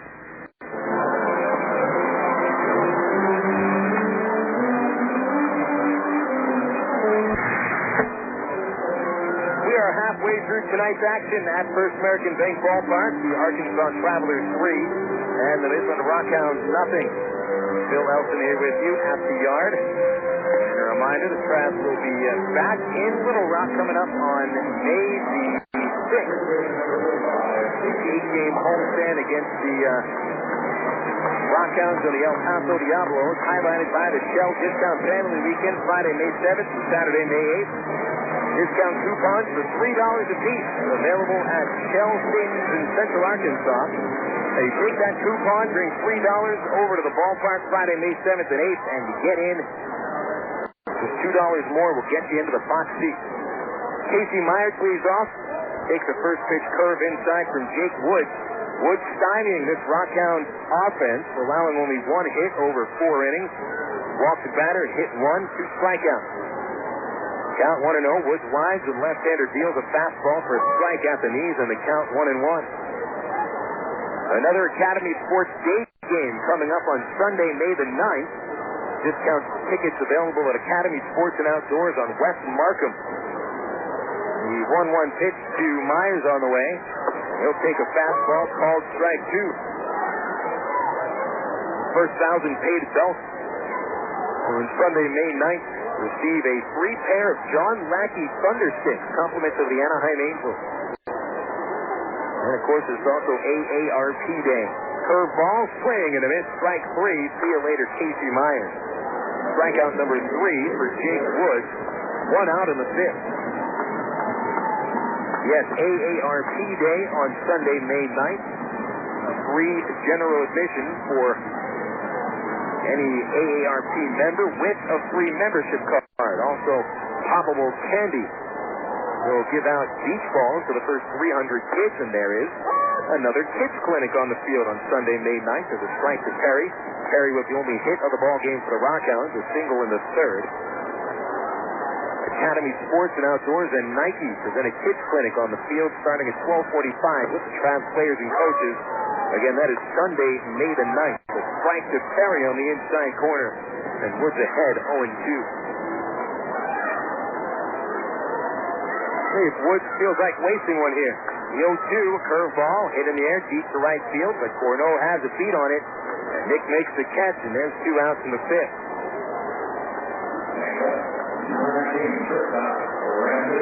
Here comes Francis Gomez.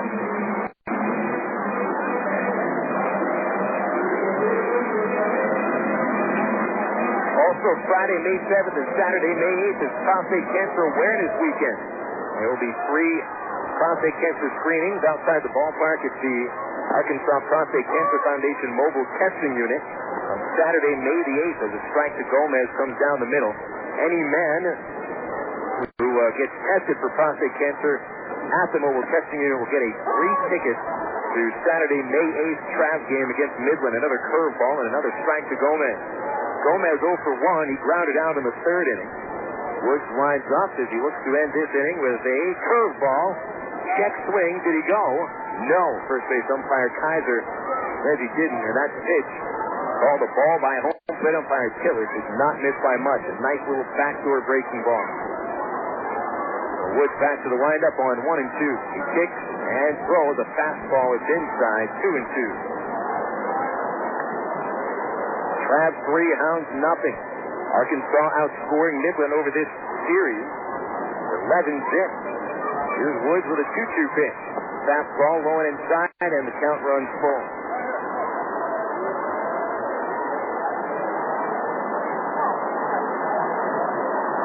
RockHounds already falling behind 7.5 games in the Texas League West Division. 3-2 pitch. Fastball called. Strike 3. Woods strikes out his fourth of the ball game and sets down the RockHounds in order in the fifth. We go to the sixth at First American Bank Ballpark. Travelers 3, RockHounds nothing. And this is the ticket. Total Sports 1380. Power on. Plug in. And you get ready for that club with that instant hearing you lose. Power up at the Electric Cowboy, I-30, the Seco Road exit, where there's always something going on. Electric Cowboy open Wednesday through Sunday. Doors open at 7:30 each night. And just listen to all that's going on. Wednesday night, ladies' night. Ladies in the door by 10 p.m. get $5 cash. Plus, free dance lessons at 8 p.m. And enjoy $1.50 long nights till midnight. Then, Thursday nights, it's $1 long nights and $2 pitchers. Plus, live music every Thursday night. Yeah, there's always something going on at the Electric Cowboy, I-30 at the Seco Road exit. Power on at the Electric Cowboy, I-30 at the Seco Road exit. Doors open 7:30 Wednesday through Sunday. At the Electric Cowboy. Hey, Gary Eubanks and Associates, you've heard us talk about what we bring to the table. You ask what that means to you. Well, these verdicts and settlements are real results we've achieved for our clients, as large as $19 million for one case. While facts differ and results vary on each case, you should put this experience on your side. Insurance companies notice, and that creates settlement. And remember, at Gary Eubanks and Associates, we'll win your case, or you don't owe us a dime.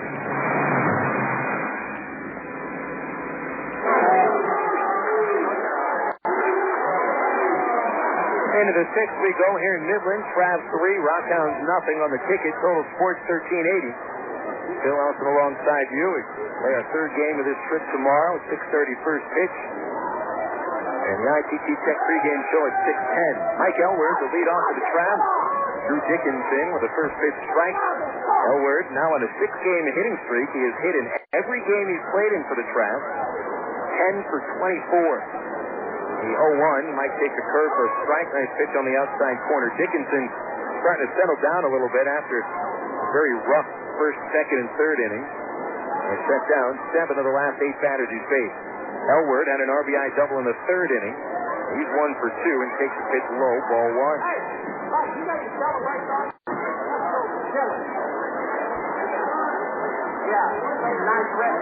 Here's the 1-2 pitch. Slider low and outside of the count 2-2. Can't help it, but every once in a while at these ballparks in the Texas League, as we are wired to a microphone on the field, those microphones are located right on the stand. 2-2 pitch. Called strike 3 on Elward. On the inside corner, nice fastball. 2 strikeouts in a row for Dickinson. Now those microphones pick up conversation quite a bit, and I could not help hearing one gentleman saying something about how he needed an allergy pill, saying it pretty loud as well. And out in Frisco, you can hear people's cell phone conversations on the radio broadcast. Isn't that nice? Rudy Gomez takes the pitch outside for a ball, 2-0. Dickinson working quickly. He apparently found a groove. Gomez breaks his bat and loops over first base for a hit to right field. So Rudy Gomez snaps the string of 5 straight batters that had been set down by Dickinson on a little broken bat single to right field. Gomez has been struggling recently. This is his 5th hit in 32 at-bats. One away in the sixth inning. Travs ahead by 3. And here's Carlos Duncan at the plate. Duncan has flied out to center field twice. Working from the stretch, Dickinson delivers a curveball. Carlos today was talking about his older brother, Mariano Duncan, longtime Major League infielder. Talking about some of the players that his brother played with in his big league career. Specifically talking about the Dodgers. Another strike on the outside corner. Nice curveball from Dickinson. Mentioned Steve Garvey and Ron Say. They were with the Dodgers when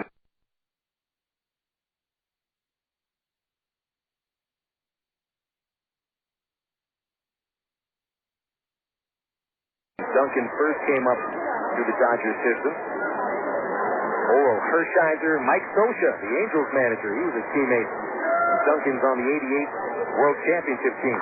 Otis Harlow, he'll pop it into the first base. Carlos is the only member of the 2002 Travelers who is with this team right now. Look up and down this roster. And, well, there's Rich Fisher as well. Forgot about Fish. How dare I? Also over to first base, not in time. Brent Delchiar, you could say, played in 2002 with the Travelers. Yeah, one game. That was it. Was with the team for maybe 3 days. I guess that counts, but Carlos, when he came up to the Travs in 2002, Angels wanted him to play every day and really wanted to see what he could do. 0-2 pitch, foul it off the end of the bat. Carlos had ample playing time last year and had a pretty disappointing season. And this year, in a different role, Duncan no longer is required to play the infield. He is now a full-time backup infielder, if that's a phrase that you could actually use. Full-time backup. Filled in admirably in left field. He played a very strong left field. A curveball hit up the middle and into center field for a base hit. Beautiful piece of two-strike hitting by Duncan. On to third base is Gomez, and the throw goes all the way into the dugout. The center fielder, Freddie Bynum, throws that ball into the third base dugout, and that will score Gomez from third base. It's 4-0 Arkansas. Great piece of hitting by Duncan on 2 strikes. He grounds a single up the middle, and Gomez going first to third forces the hand of the RockHounds. Charged Bynum with a throwing error from center field. No RBI for Duncan. However, he makes it all the way to third base on the error.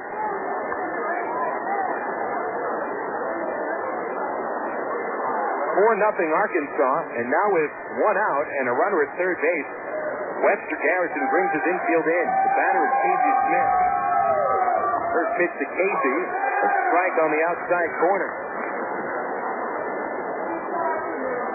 Casey 1 for 2 with a single in the second and a ground out in the fourth. Duncan, a small lead at third base. Dickinson from the stretch, pitch in the dirt, dug out by Brown. 1-1. Nobody warming up in the Midland bullpen. As Dickinson has actually been pitching pretty well over the last 2 innings up until Gomez's single here in the sixth, and Duncan with a single up the middle. Throwing error on Bynum only adds to Dickinson's problem. Pitch downstairs, 2 balls, 1 strike on Casey Smith. The throwing error on Bynum, his first error of the season. Freddie he was a middle infielder. He was an error machine. Made 41 errors one season. A grounder up the middle. Base hit for Smith into center field. It's 5-0 as Duncan crosses the plate.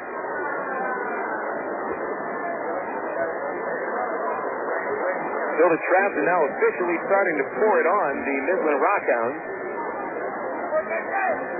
Travs won yesterday 8-0. Now they're ahead 5-0. Smith knocks in his 5th of the season. Still just 1 away in the 6th inning. And back to the top of the Travs order, and Alberto Callaspo. Callaspo is 1 for 3, and Smith has to head back into first base on a check throw by Dickinson. 10 hits for the Travs already. We're only in the 6th inning. RockHounds pitching staff is getting rocked, put it lightly. Callaspo swings to the first pitch, a high fly to left field. Down to the line goes Jason Terry in foul territory. Did he make that catch? He does make the catch. A nice grab at the fence in foul territory by Jason Terry. Jason Terry went into the one area of the field where my view is obstructed, down into the left field corner, where it's about 320 feet away from home plate. And he made a nice play getting into that corner and making the catch up against the foul fence. So 2 outs. Caiazzo now 1 for 4. Tommy Murphy back to the plate. Tommy is 1 for 3. Runner at first is Smith. He runs on the first base. It's taken low. Brown throws to second base late. And it's a stolen base for Casey Smith, his second of the season. 1 ball, no strikes to Murphy, who bunted for a hit in the first inning. Came around to score the Travs' first run. Grounded out in the third. And a fielder's choice ground ball in the fourth. Arkansas 5, Midland nothing. Runner at second is Smith. Here's the 1-0 to Murphy. Swung on, grounded towards third base. Backhand play by Gian on the chop. Throws across the diamond to end the inning. Travs score a couple more runs, however, on 3 base hits, 1 error, and a man stranded at second. Travelers 5, RockHounds nothing. Bottom of the 6th coming up on the ticket. Total Sports 13. The perfect snack to go along with the game? Pick up America's #1 food craving and hit a home run with your family. With more than 300 varieties of cheese made right here in America, there are endless ways to cave to the crave. Stop by your local grocer for ideas on how to create mouth-watering appetizers that the entire family's going to love. Cheese is the perfect snack to accompany any game, and you'll be a winner with your family. The power of cheese. Better choices. Sonic's got them, others don't. Drive into Sonic today for our new Chicken Club wrap made with grilled all-white meat chicken, crispy bacon, fresh lettuce, and juicy ripe tomato with shredded cheese and light ranch dressing. And for those counting carbs, it's now available with our new carb-friendly tortilla. Either way you order it, it's a fresh new way to get more taste. Sonic's new Chicken Club wrap. It's not just good, it's Sonic good. I'm a lead technician and work in quality control for a small electronics company. I supervise 4 technicians daily and direct the testing and calibration of products. Matthew O'Mullane earned a Bachelor of Applied Science degree in Automated Manufacturing Technology in 2002 and a Bachelor of Applied Science degree in Electronics Engineering Technology in 2003 from the ITT Tech in Indianapolis, Indiana. ITT Tech has allowed me to get to where I eventually want to go. Call 1-800-ITT-TECH or visit us on the web at itt-tech.edu.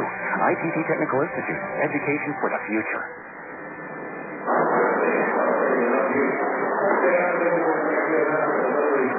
Baseball in Midland, Texas, with the Arkansas Travelers leading 5-0 in the bottom of the 6th at First American Bank Ballpark. Phil Elson with you here on the ticket. Total Sports 1380. Travs with 5 runs on 10 base hits. The RockHounds no runs, 1 base hit. And this team is committed an error. Jake Woods working on a 1-hitter. Freddie Bynum leads off the 6th inning, shows fun, and takes low and inside for a ball. Small ball right now probably won't help the RockHounds much. This is a team that just does not seem to have the power that they usually do. 1-0. Bynum swings a pop-up behind shortstop to left field. Duncan coming in. The wind is blowing very strong. And Carlos cool as the wind makes the catch for out number 1. Bynum is 0 for 3. The RockHounds have been a team that has basically relied on power the past couple of seasons. They've had the home run leader each of the last 2 years. Dan Johnson last season was the league leader in homers.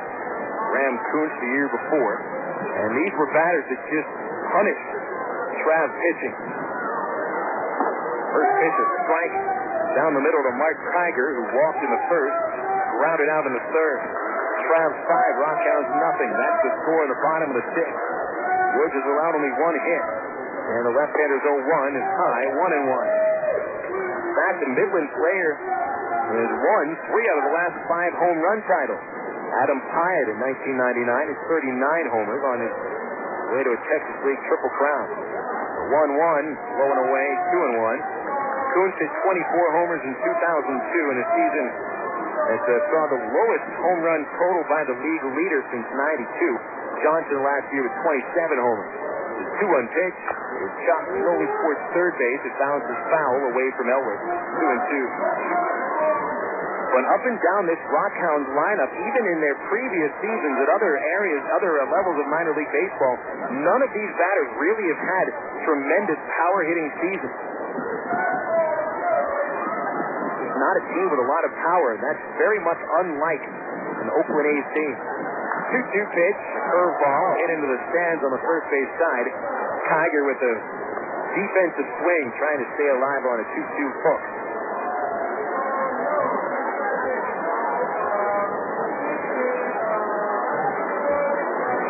Right now, the RockHounds have hit only 8 home runs as a team. D. Brown, the league leader, he's only one behind the RockHounds total. Pitch outside and the count full on Tiger. Brown leads the league with 7 home runs. And yet the Hounds are the team with 8 long balls. 3 balls, 2 strikes. Woods winds and delivers a fastball. It is grounded to Smith at second base. He'll make the play and throw to first for the second out of the inning. Travs right now just seem to be cruising. Jake Woods a big reason. They're set down 11 of 12 with Brian Sellier up next.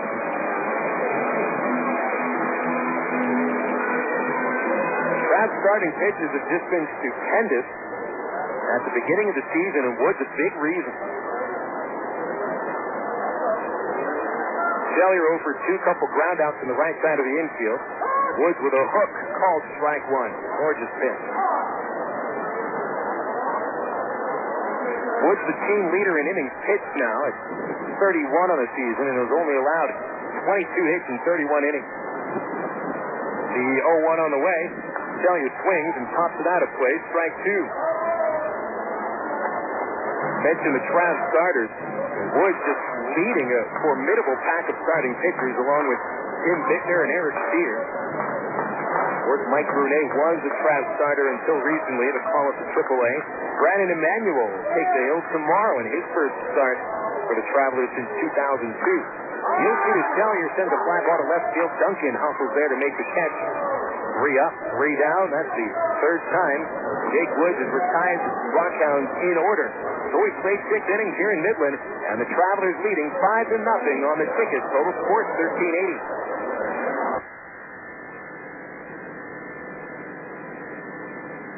Time now for This Week on the PGA Tour. Steve Fletch drains a dramatic 30-foot putt to defeat Bob Estes on the first hole of a sudden death playoff and captured the 2003 HP Classic of New Orleans. Fletch played a bogey-free final round and shot a 65 to finish tied with Estes at 21 under. It was the first victory of Fletch's 5-year PGA Tour career. I just knew I was going to make it. I mean, that's the only way I can describe it. I think it's one of those things where maybe it was just my time, and here I am. Coverage of this year's HP Classic of New Orleans begins Thursday on USA Network and this weekend on CBS. Attention investors. Jim Kenny of Pay Capital Management has over 20 years of experience trading options. Jim is inviting you to his free option seminar. Learn how to buy and sell options on the stock market, gold, oil, the dollar, and more. Learn how to hedge your portfolio against market declines. And if you're paying over $100 per trade, call now to compare rates. Options involve risk of loss. So call now at 800-500-0266 for the free option seminar. 800-500-0266. That's 800-500-0266. Your grandparents came here. A long drive going, and it's a home run for Joe DiMaggio. Your parents came here. Here comes Ralph American to throw in. Dakota pulling the second with a double. Now it's your turn. Number 7 is in the book. The remarkable Ryan has done it again. Cooperstown, New York. A tradition of excellence for 7 decades. Be a part of it. For information, call 1-888-ALL-THE-THINGS. You're listening to Arkansas Travelers Baseball on the ticket. Total Sports 1380. KDXE, North Little Rock. Travelers Baseball on the ticket. Total Sports 1380 is brought to you by Chicken Chick, the Great American Barbecue House located in Sherwood on Highway 107. Chicken Chick features all your favorite barbecue plates plus the fixings and a great family atmosphere. Check out the menu online at chickenchick.com or call 501-834-6150 for Chicken Chick, the Great American Barbecue House. Here are the totals after 6 innings in Midland. The Arkansas Travelers with 5 runs scored on 10 base hits and 1 error committed. The RockHounds, no runs, 1 hit, 1 error. Another game here in Midland dominated by the Travs, much like yesterday when the Travs outscored Midland 8-0 and out-hit them 14-4. Casey Cochran will lead off the 7th inning against Drew Dickinson. Comes back out and he's allowed 5 runs over 6 innings pitched. All those runs were earned. Still waiting for the first pitch of the inning as Casey Cochran now digs into the plate. Dickinson, left-hander. Cochran is hitless today, 0 for 2. He's also been hit by a pitch. And he'll rip the first pitch between first and second for a base hit to right field. Old familiar Trav strategy now he utilized earlier in the ball game of going up there swinging and being aggressive. That's the way Ty Boykin likes his boys to play. So Cochran knocks the Travs' 11th base hit of the afternoon. And here comes Nick Gorno, who has 2 hits. 2 for 3 with an RBI, a double, a run scored, and 1 ground out. Here comes the first pitch, and Nick will take it downstairs for a ball. Celebrate our birthdays today. Happy birthday, born on April 28th. 1960, Tom Browning was born today, former left-handed starting pitcher of the Cincinnati Reds, who was swinging the mid-flank Gorno and a changeup. And the count 1-1. Browning, of course, threw a no-hitter when he was pitching for the Cincinnati Reds.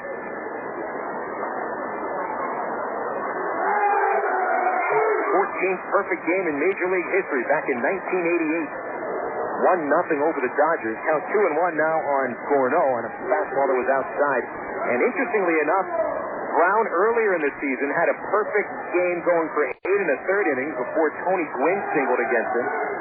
Pitched downstairs 3-1 to Gorno. And then a couple of years later, actually the next season, Browning almost did it again. Over the course of 2 seasons, he almost threw 3 perfect games and was able to get 1 perfect game in. A pop-up by Gorno behind the plate. Brown has to get the home plate umpire out of the way. The ball ends up hitting the roof and back down to the stands. And the count will be 3-2 on Gorno.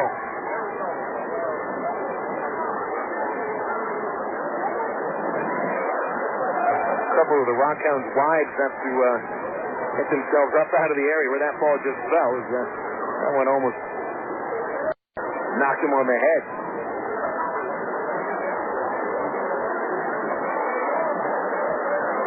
Tom Browning, born today, celebrating his 44th birthday. Toss over to first base.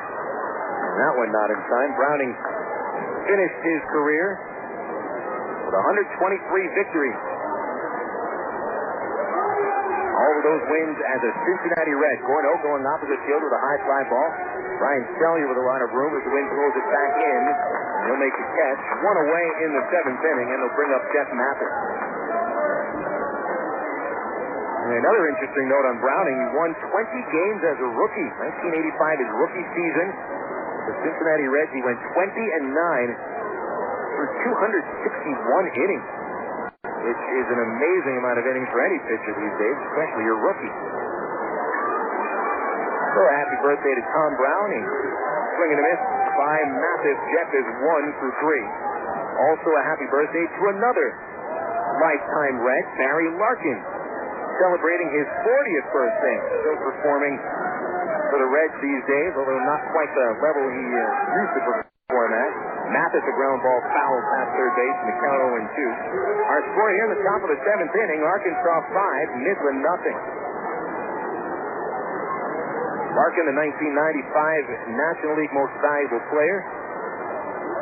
One of the great shortstops of our time, and I do think a little bit underappreciated, being that he's played in the time of Derek Jeter, Alex Rodriguez, and Nomar Garcia-Parra.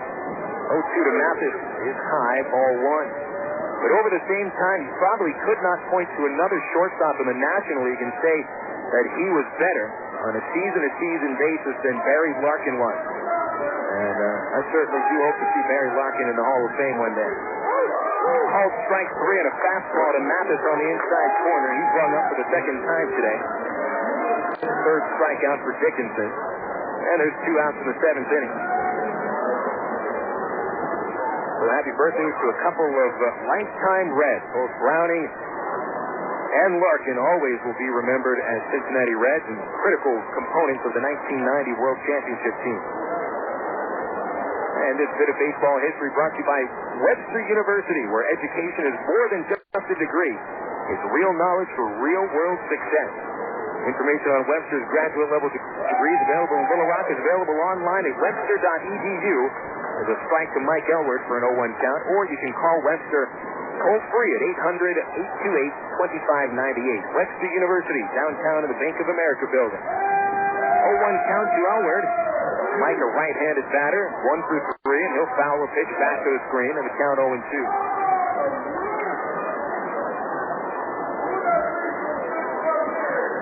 I was checking out some of the birthdays earlier today. Before the game, our bus driver, Jim, asked, well, when's your birthday, Phil? And well, I don't have a baseball birthday. It's a football birthday, January 14th. A topper over the mound by Elward, picking it up to second baseman Tiger. Right in front of second, he throws Mike out at first. That'll end the Trav's 7th inning. Waits for leadoff single from Casey Codman. He has stranded at first. But the Travs lead 5-0. It's time to get up and stretch him here in Midland on the ticket. Total Sports, 1380. Del Monte Harvest Foods and the Travs have stepped up to the plate with a home run offer for family fun. Free Travs tickets are available for any Del Monte Harvest Foods family night throughout the season. The next Del Monte Harvest Foods family game is Sunday, May 23rd, when the Travs take on Wichita at 2 p.m. Get a free ticket for every label or cash register receipt showing purchase of a Del Monte product. That's Sunday, May 23rd at 2 p.m. for the next Del Monte Harvest Foods Family Day.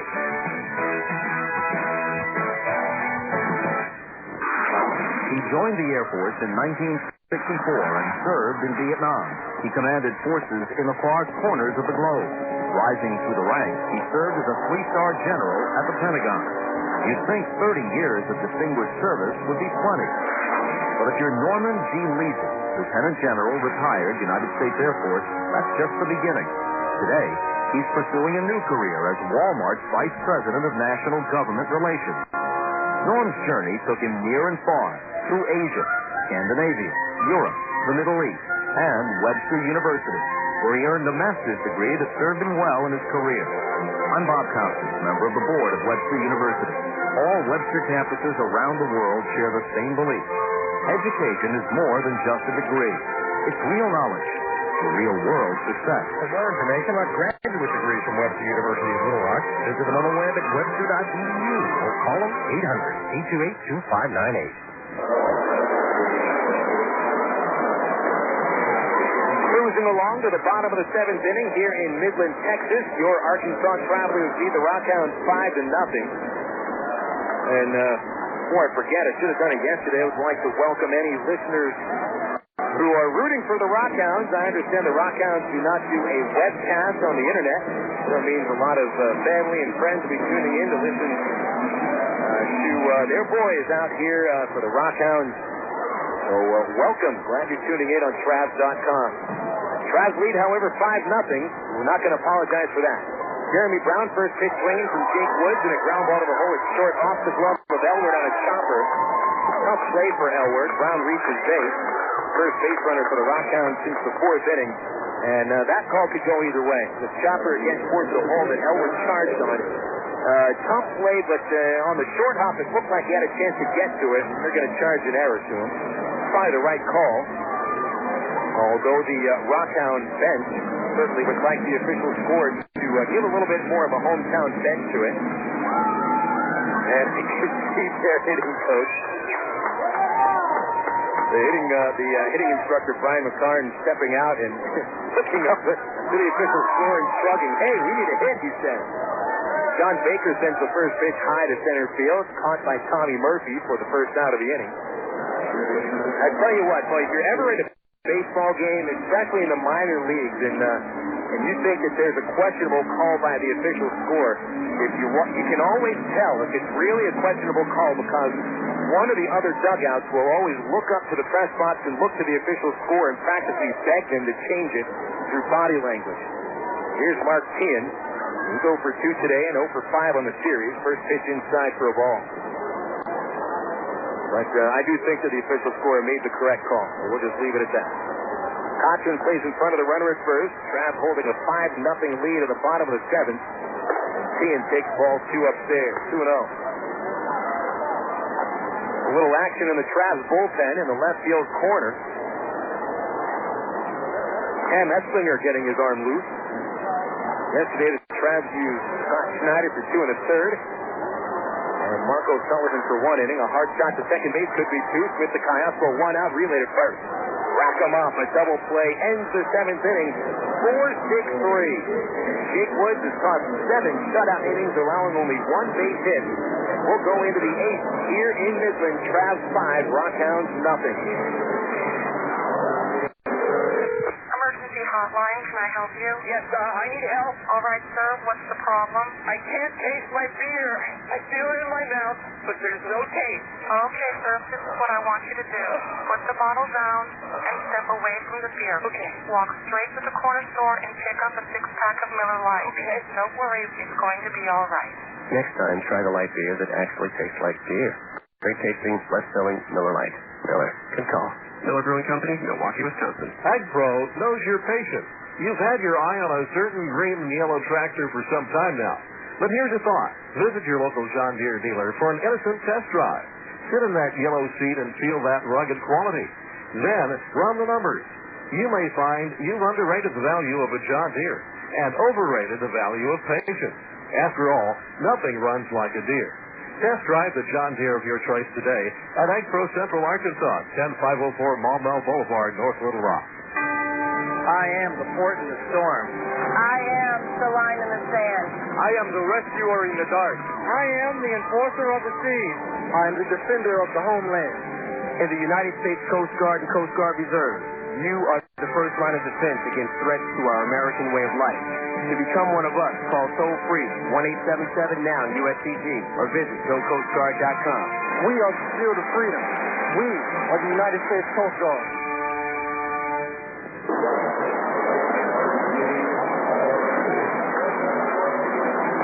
RockHounds get into the bullpen as we start the 8th inning here at First American Bank Ballpark. A game right now, and so far a series completely controlled by the Arkansas Travelers. Travs outscoring them 13-0 through 7 innings in the second game of the series. 5-0 in this game. 11 hits for the Travs, only 1 for the RockHounds today. Travs out hit them 14-4 yesterday. Now the RockHounds get into the bullpen. Bert Stowe comes out in relief of Drew Dickinson. First batter he'll face is Rudy Gomez. Tops it out to play for a strike. The line on Dickinson, and it's not that pretty of a line, although I'll tell you, I think he did pitch a little bit better than his numbers suggest. 11 hits, 5 runs, 4 of them earned over 7 innings. It's a good sign for Dickinson that he was able to pitch 7 innings, considering the Travs are getting some good swings. Strike to Gomez on a slider. Count is 0-2. Snow making his 7th appearance. He's 1-2 with a 327 earned run average and a pitch high and outside. 1 ball, 2 strikes to Gomez. Rudy is 1 for 3. He singled and scored in the 6th inning. He's also lined out and grounded out. Duncan and Smith will follow. Snow, a right-handed pitcher, delivers one, and it's smacked into the first base seats foul. And the count's still 1-2. It is cooling down here in Midland. The wind's still coming in about 20 miles an hour from right field. In fact, it's about to rip off one of the flags on the scoreboard high above right field. The 1-2 pitch. Gomez swings a hard shot through the hole at third base for a base hit. Second hit for Gomez today. It's the Travs' 12th overall. Another leadoff man reaching base for the second consecutive inning. Here's Duncan. When we started the game today, the temperature was 78 degrees. And it is way down now to 67 degrees with the sun setting way past center. Pitch fouled off by Duncan. Couldn't say it's setting past center. There's only one ballpark I know of where the sun sets past center. The sun here is setting somewhere behind that. Bakersfield, California, is the only ballpark I know of where the sun sets in dead center field. One of the weirdest places you could ever watch a ball game. Duncan takes it high and tight, count 1-1. Carlos is 1 for 3 with a single and a run scored in the 6th. Trav took the lead in the first inning. Tommy Murphy had a bunt single, scored on a Nick Gorneau RBI hit. 2 runs scored in the third inning, all with 2 outs. Here's the 1-1. Carlos swings and misses on a nice curveball from Snow. And the count is 1-2. Gorneau doubled in the third inning, scored on a Jeff Mathis RBI single. Elwer doubled off the fence in left center to knock home Mathis for a 3-0 lead. Snow from the belt. 1-2 pitch, a line drive, base hit to left field on the curveball, which Snow just left hanging. Gomez to second, Duncan to first.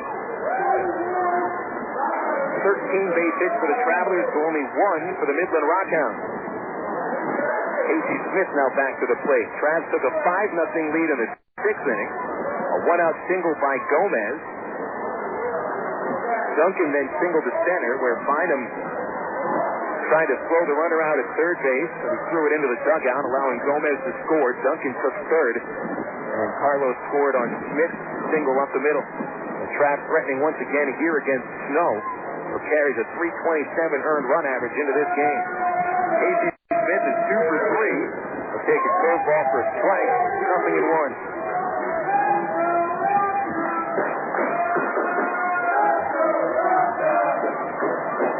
4 young men seated 2 booths to my left are pretty much the remnants of the crowd trying to cheer on the RockHounds here at Fab. The 0-1 is popped out of play by Casey Smith, 0-2. And those guys are feeling no pain. They're pretty comfortable sitting over there.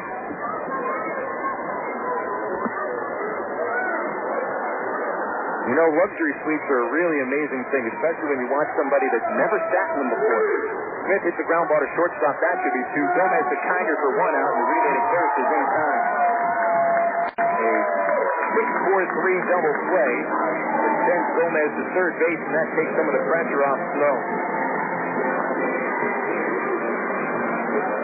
Yeah, the old park here in Midland, they did not have luxury boxes at old Christensen Stadium. Matter of fact, I'm not sure if any sporting facility here in Midland had a luxury box, but now with the new football stadium they built along with the ballpark, more luxury suites than they know what to do with out here. Kayako swings to the first pitch and a harmless fly ball into center field. Coming in time, and he'll make the catch when the Travelers are finished in the 8th inning. 2 base hits and a man stranded at third.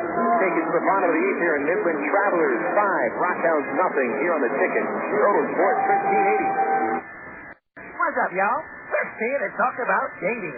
Because dating is like fights. Think about it. First you got men out on the prowl. They travel in fast as 6, just like fights. And then you got girls. Girls can be cold. But the colder they are, the more you want them. Just like fights. And then comes the kissing. That's just refreshing, y'all. Again, just like a crisp, quenching Sprite. Singers, what's my motto? All day, yes, sir. Hey, sir. What up, baby pop? Oh, got to go. First out. Better choices. Sonic's got them, others don't. Drive into Sonic today for our new Chicken Club wrap made with grilled all-white meat chicken, crispy bacon, fresh lettuce, and juicy ripe tomato with shredded cheese and light ranch dressing. And for those counting carbs, it's now available with our new carb-friendly tortilla. Either way you order it, it's a fresh new way to get more taste. Sonic's new Chicken Club wrap. It's not just good, it's Sonic good. You're bored. Nothing to do. Nothing on the tube. The same old blah, blah, blah. Arkansas Travelers Baseball is here for its new season. Great professional baseball, great food, and the most affordable entertainment in Arkansas. So get off your seat and get out of the house for baseball and a whole lot more. Look for special promotions and free tickets at local retailers for the best deal in town. Arkansas Travelers Baseball. Call 664-1555 or log on to Travs.com.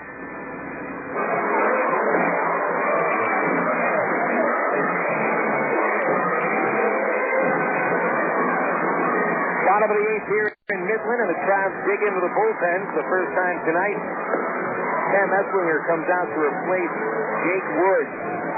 The Tremendous start by Woods in his fifth appearance of the season. He tosses 7 shutout innings, allowing only 1 base hit and 1 walk. Woods struck out 4. And in line for what would be his 4th win of the season. Esslinger making his first appearance since he was brought back from Salt Lake City last week.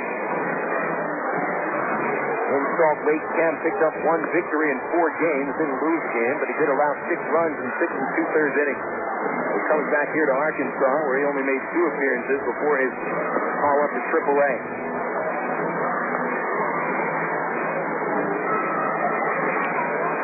Jake Woods' earned run average drops down to 225. That'll put him amongst the top 10 in the Texas League, tying with Tulsa's Mike Esposito for the 7th lowest earned run average in the circuit. Still not the lowest on the Trav roster. Eric Deer is allowing a 148 earned run average out of the starting rotation. So Esslinger on in relief. Here's the 9 on Woods, 7 innings, 1 hit, 1 walk, 4 strikeouts. 1 man made it to third base against it. The only hit Jake allowed came in the 3rd inning. Now 1 double play as well. Very nice start for Woods. Esslinger, a right-hander. Casey Myers, first batter he'll face, a right-hander himself. And a strike on the outside corner to start it off. Check out some scores across the Texas League now. The Southwest Airlines out-of-town scoreboard. Check out, see if Tulsa and Round Rock have scored 80 runs yet, like they did in the first game of that split doubleheader. 0-1 pitch to Myers. He'll send it out of play foul. Myers is 0 for 2 with a strikeout and a groundout. Top 5th at Driller Stadium, and Tulsa leads 2-1. Drillers won the opening game 14-13 with 25 base hits for the Drillers.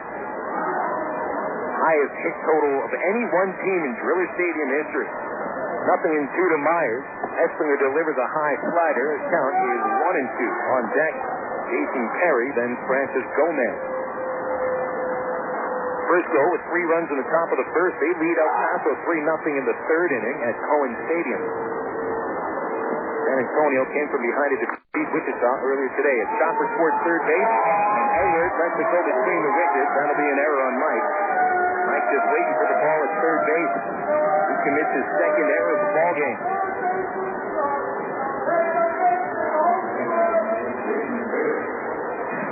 Third error on the Travs tonight. And more errors by the Arkansas Travelers than base runners that have reached on their own skill. 1 hit batsman, 1 walk, 1 single, and 2 men have made it on base on errors. There's been 3 errors overall. First pitch swinging, the ground ball from Perry to first base and Cotton, getting out at second base. 3 later first, rack him up. 3-6-3 goes the double play as Cotton turns that beautifully. The 2nd double play turned by Arkansas today. They also turned one that ended the 7th. Here's Francis Gomez with the bases empty and 2 outs. 5-0 lead for the Arkansas Travelers. Gomez 0 for 2, a strikeout and a groundout. First pitch, a strike to the right-hander right down the middle. Well, the insults from these drunk young men are getting less creative by the second. The 0-1 upstairs, 1 ball, 1 strike.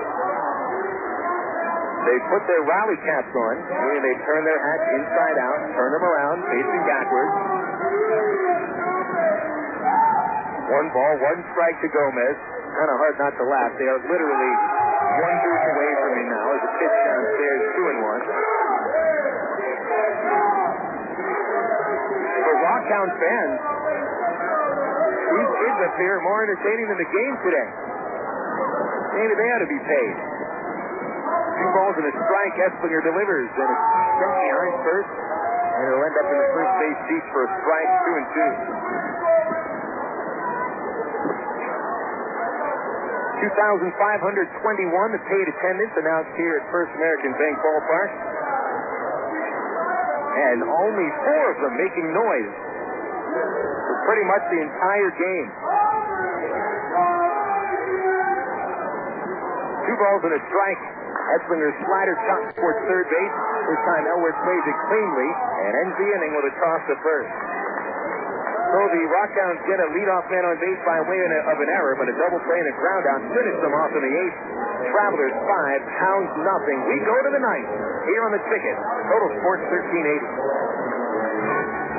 Come out feasting, missing, tackle, piece and spackle, tubs, jacuzzis, tapes and movies, everything from A to Z. Solid lumber, tons of plumbers, elevators, coffee makers, radiators, party favors. Take a look and you'll see.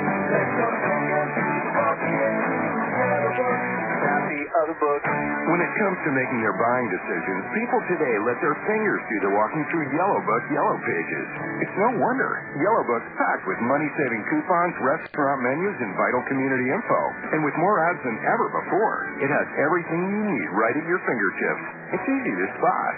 Just reach for the Yellow Directory with the map on the cover and join the smart shoppers who choose Yellow Book, not the other book. Put your business in Yellow Book. Call 1-800-YB-YELLOW. Not the other book.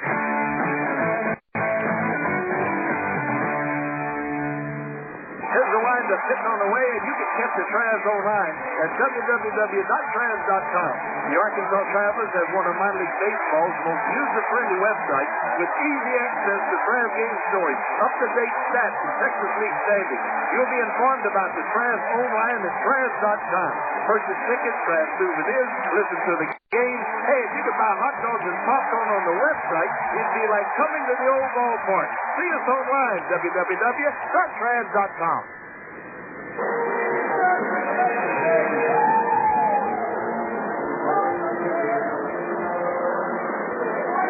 The howling and the screaming continues at First American Bank Ballpark. Oh, yes, and the ball game does, too.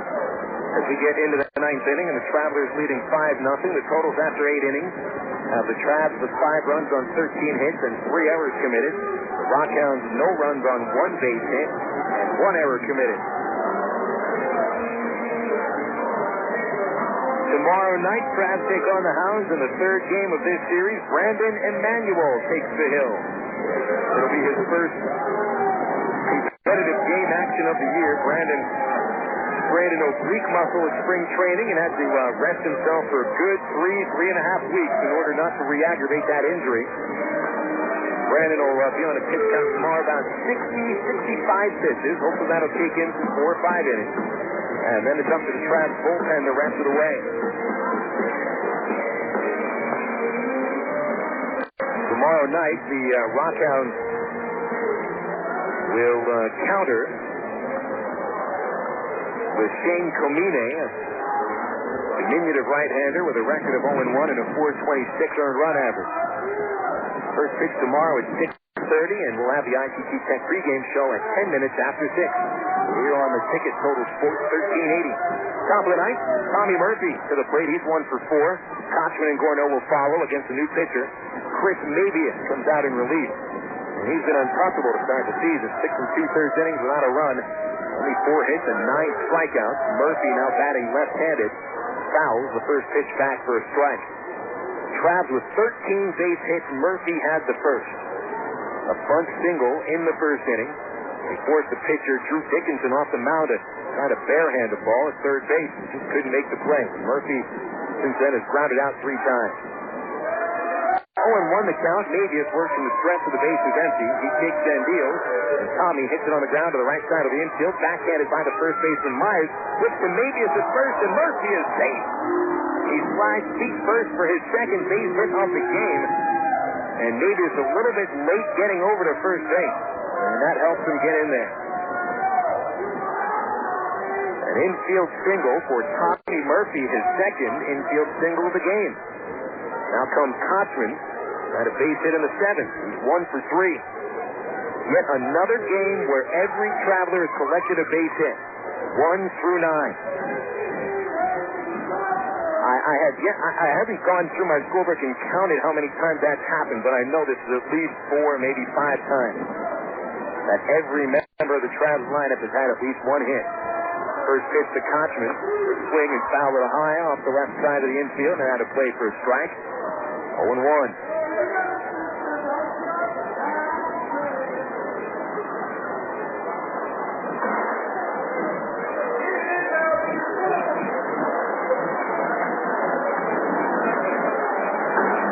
Avius has that right arm dangled down. His fastball is in the mid-90s.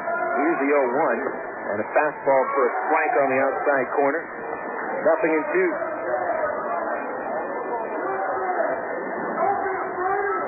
When we get to the bottom of the ninth inning, and the Hounds trailing by at least 5, see at the top of the RockHounds order, Freddie Bynum will lead off.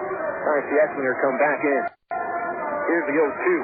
Casey swings a chopper to the second baseman. Kiger puts the shortstop one out, and Gomez will hold on to the baseball, making sure he didn't throw it away. One away.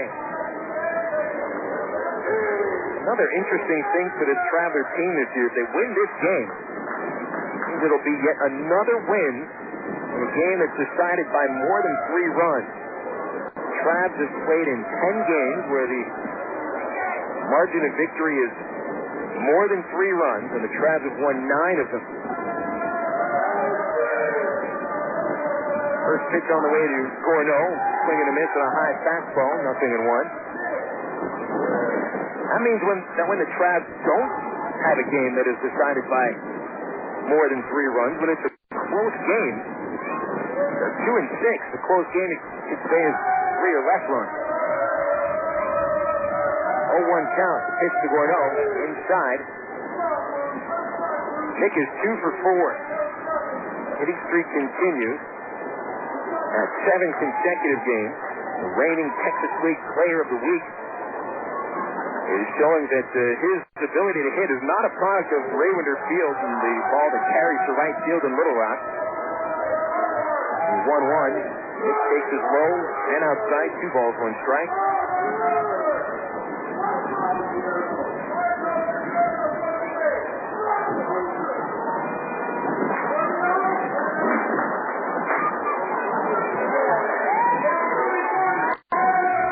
Nick did not hit very well in the first road trip of the year and just started catering the ball in Little Rock. He just continues. 2-1, fouled over the press box, out of play, strike 2. 2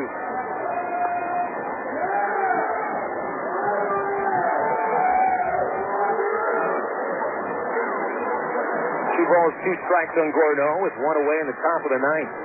And most of the fans have now stopped paying attention to the game as they watch the young drunks up here in the luxury suite level.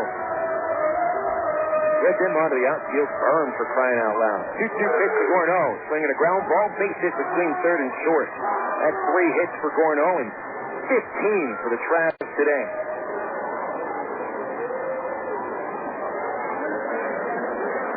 Gorno 3 for 5. Another game where the Travs collect 15 or more base hits. No other team has collected more than 13 hits in a game yet. More than 17 hits in a game yet. Up until Tulsa knocked 25 hits in the first game of their split doubleheader today. That's the new Texas League high for the season. The Travs had previously had the league high with 21 hits. 25 hits. Even in a 10-inning game, that's just ridiculous. Mathis, the batter, 1 for 4, and he'll take a strike on the inside corner. Jeff knocked in the Travs' second run with a 2-out single in the third.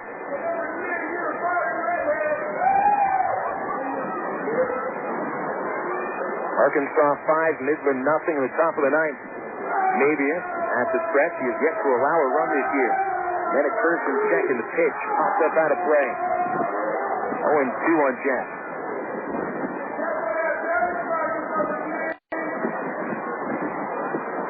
They're all Travs today, all Travs yesterday. Midland was 6-11 against San Antonio and Round Rock, and they're at the top of the West Division. And we can sort of see, while San Antonio and Round Rock seem to have strong teams, that they did take advantage of this weak RockHound team. This is a RockHound team that's probably the weakest I've seen in 4 years in the Texas League. Pitch inside, ball 1. Of course, it is April, and there's plenty of time left for Midland to turn things around, but already trailing the first place Express by 7.5 games. Things not looking good for the RockHounds. Count count 1-2. Mabius is ready. Mathis swings and misses at a curveball, and he sits down on strike for the third time today. 2 away in the ninth. That'll bring up Elworth. Frustration that the RockHounds have had to deal with recently. It's been a while since they've been in the playoffs. They've had good teams recently.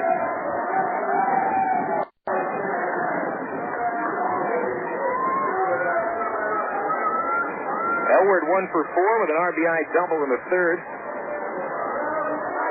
Cotron leading away from second, Gorno from first. 2 outs. And here's the pitch from Mabius. Swung on, looped over second, a shallow right. That'll get down for a hit. And here comes Cotron around third base. He'll score the Travs' 6th run of the game.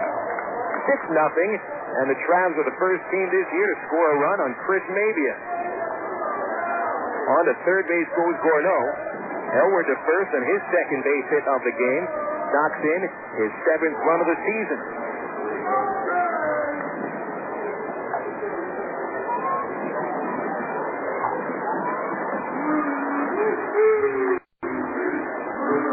Midland hasn't been to the playoffs since 1991. Back when they were an Angels farm team.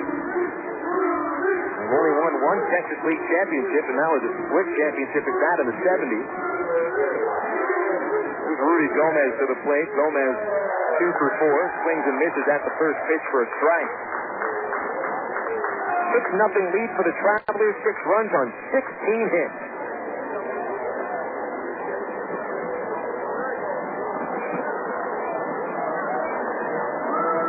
Gomez scored the Travs' 4th run in the 6th inning on the throwing error by Freddie Bynum in center field. The 0-1 pitch from Mabius, swing and a miss, strike 2.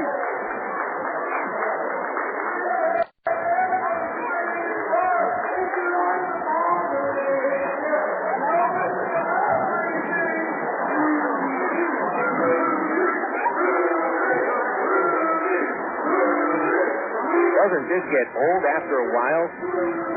0-2 to Gomez. Then at the corners, 2 outs. Mabius delivers. Downstairs, ball 1.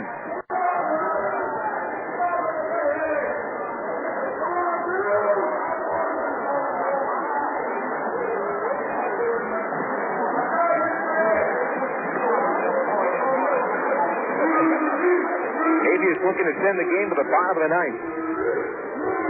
1-2 to Rudy. Swings hit the high fly to right field. Sellier drifting back towards the warning track, and he runs out of room. The ball hits the track and off the fence. 1 run scores as Gorno crosses the plate. Elward stops at third base. Elward slammed on the brakes pretty quickly. Gomez into second with an RBI double.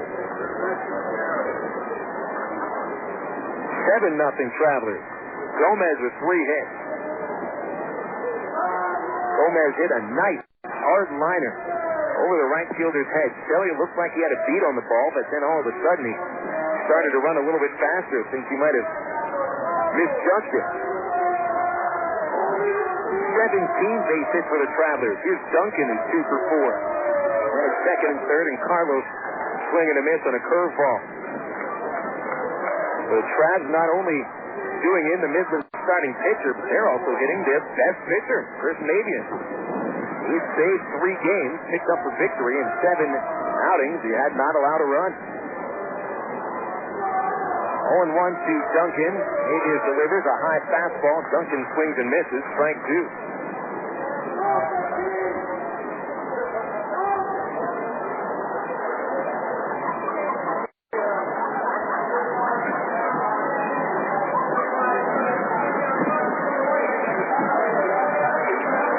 Another game where everybody contributes.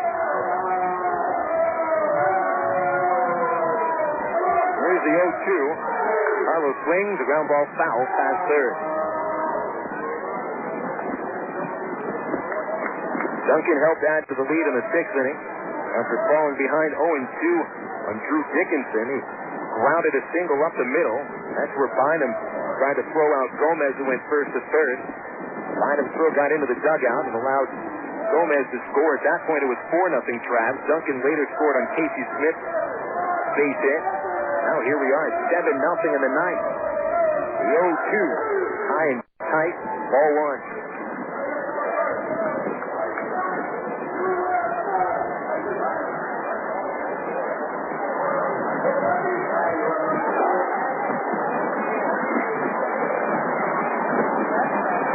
Longest inning of the season thus far for Chris Mabian. Duncan standing tall in the box. The count 1-2 to pitch. He's in the third on the fork ball. 2 balls, 2 strikes. It has gotten pretty cold here. Temperature falling into the low to mid 60s and the wind chilling people a little bit harder. No more shorts today. People have broken out some windbreakers and heavy jackets. 2 count on Duncan. And maybe it's a little fastball fouled off the catcher's mask, and Carlos stays alive. It's still 2-2.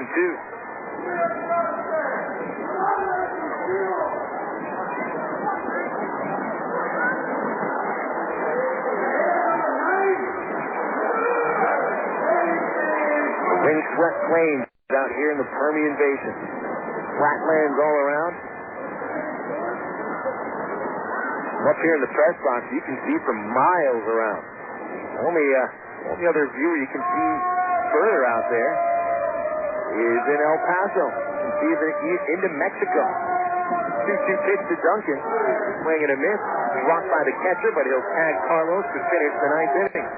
Crabs rally for 2 more runs. 4 base hits and 2 runners left. Arkansas looking to hold on to a 7-0 lead as we go to the bottom of the ninth on the ticket. Total Sports 1380. Did you know that more than 95% of the population wear the wrong size shoes? Did you know that your foot grows your whole lifetime? When was the last time you had your foot measured? Wearing the wrong size shoes is the #1 cause of foot problems. Come into Top Shoes and let us measure your feet and fit you properly. If your feet hurt or you don't want your feet to hurt, come into Tops. And while you're at it, join our Tip Top Shoppers Club and receive free shoes. Better choices. Sonic's got them, others don't. Drive into Sonic today for our new Chicken Club wrap made with grilled all-white meat chicken, crispy bacon, fresh lettuce, and juicy ripe tomato with shredded cheese and light ranch dressing. And for those counting carbs, it's now available as our new carb-friendly tortilla. Either way you order it, it's a fresh new way to get more taste. Sonic's new Chicken Club wrap. It's not just good, it's Sonic good. What's up, y'all? Let's see it and talk about dating. Because dating is like fights. Think about it. First you got men out on the prowl. They travel in fast as 6. Just like fights. And then you got girls. Girls can be cold. But the colder they are, the more you want them. Just like fights. And then comes the kissing. That's just refreshing, y'all. Again, just like a crisp, thirst-quenching Sprite. Cheers. What's my motto? All day, yes, sir. Hey, sir. What up, baby pop? Oh, got to go. Thirst out.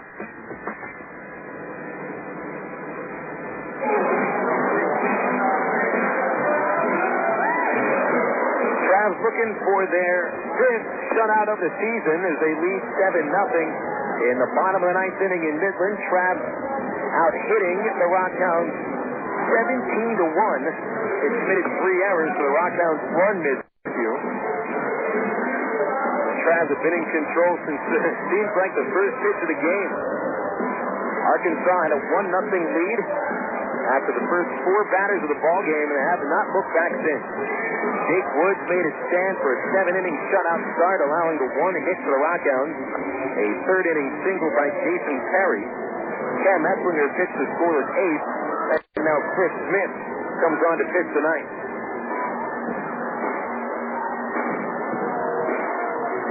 Smith out of the bullpen for his 6th appearance of the season. He has allowed 1 run in 6 1/3. And allowed 7 base hits. The 6'6" right-hander from Haverhill, Massachusetts. Steps on the mound to face Freddie Fina, who starts the 9th for Midland. Freddie 0 for 3. And he'll take the first pitch for a strike on a hook from Smith. Again, 1 hit for the Midland RockHounds. And they have had only 5 base hits on the series as a whole. The 0-1. Ready swings, a grounder up the middle. Cayaspo has it in back of second, and the fire to first base for the out. Second time that Alberto has shown off that arm. Had to go deep into the hole at shortstop on a hard grounder by Jeremy Brown in the fourth inning. And made a nice throw to first base, and now up the middle does the same thing. O'Brien walking back into the dugout, looking mighty frustrated, muttering to himself under his breath. One away in the ninth inning, and here's Mark Kiger. Kiger is 0 for 2, and the right-handed batter takes a breaking ball for a strike on the inside corner. Kiger walked in the first inning. Hasn't made it on since then. The RockHounds have only had 5 men make it on base. 2 on errors. 1 hit batsman, 1 hit, and Kiger's walk. Pitch inside 1-1.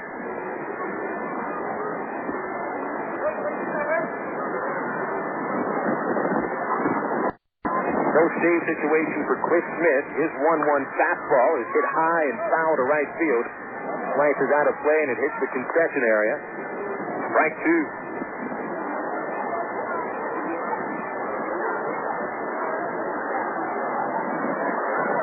Be sure to stay with us for the Allstate Insurance postgame show immediately following the final out of the game.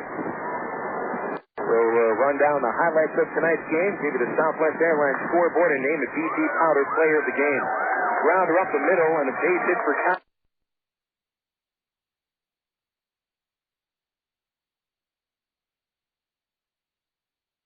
Tiger into center field.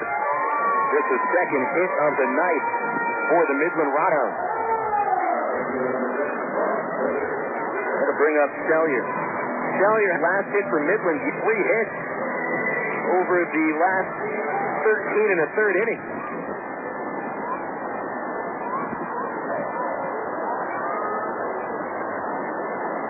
Sellier is 0 for 3. The infielder looked to turn a double play to end the game.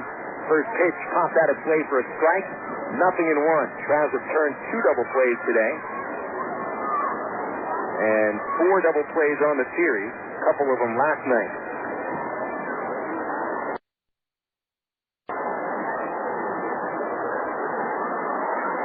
Smith towing the rubber. Fine. Jeff Mathis set 1. Is chopped to the right side of the infield and past Casey Thompson to right. Up with a Gorno in right field. Swing it back to the infield. A base hit for Brian Sellier. And the RockHounds have a little something working in the ninth inning. Casey was close to that one at first base. But it took a wicked second bounce and got away from him. So that's 3 hits on the game for Midland. And now here's Jeremy Brown. Brown is 0 for 3. Twice grounding out to short. Reached on an error in the 7th. First pitch from Cliff. Fastball called strike right down the middle.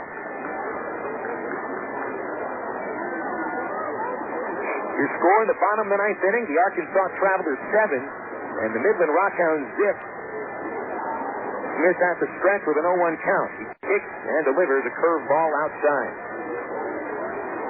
1 ball, 1 strike to Jeremy Brown.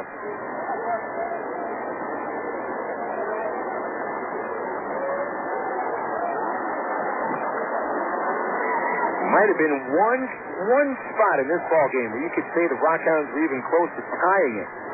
In the first inning, when they got a runner on, still couldn't bring him in. The pitch, ground ball to short, could be 2 to end it. Cayaspo to second base, 1 out. Casey Smith to first.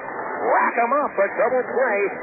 6-4-3, and that will end the ball game. Your final score out here in Midland, the second consecutive shutout for the Arkansas Travelers, 7-0.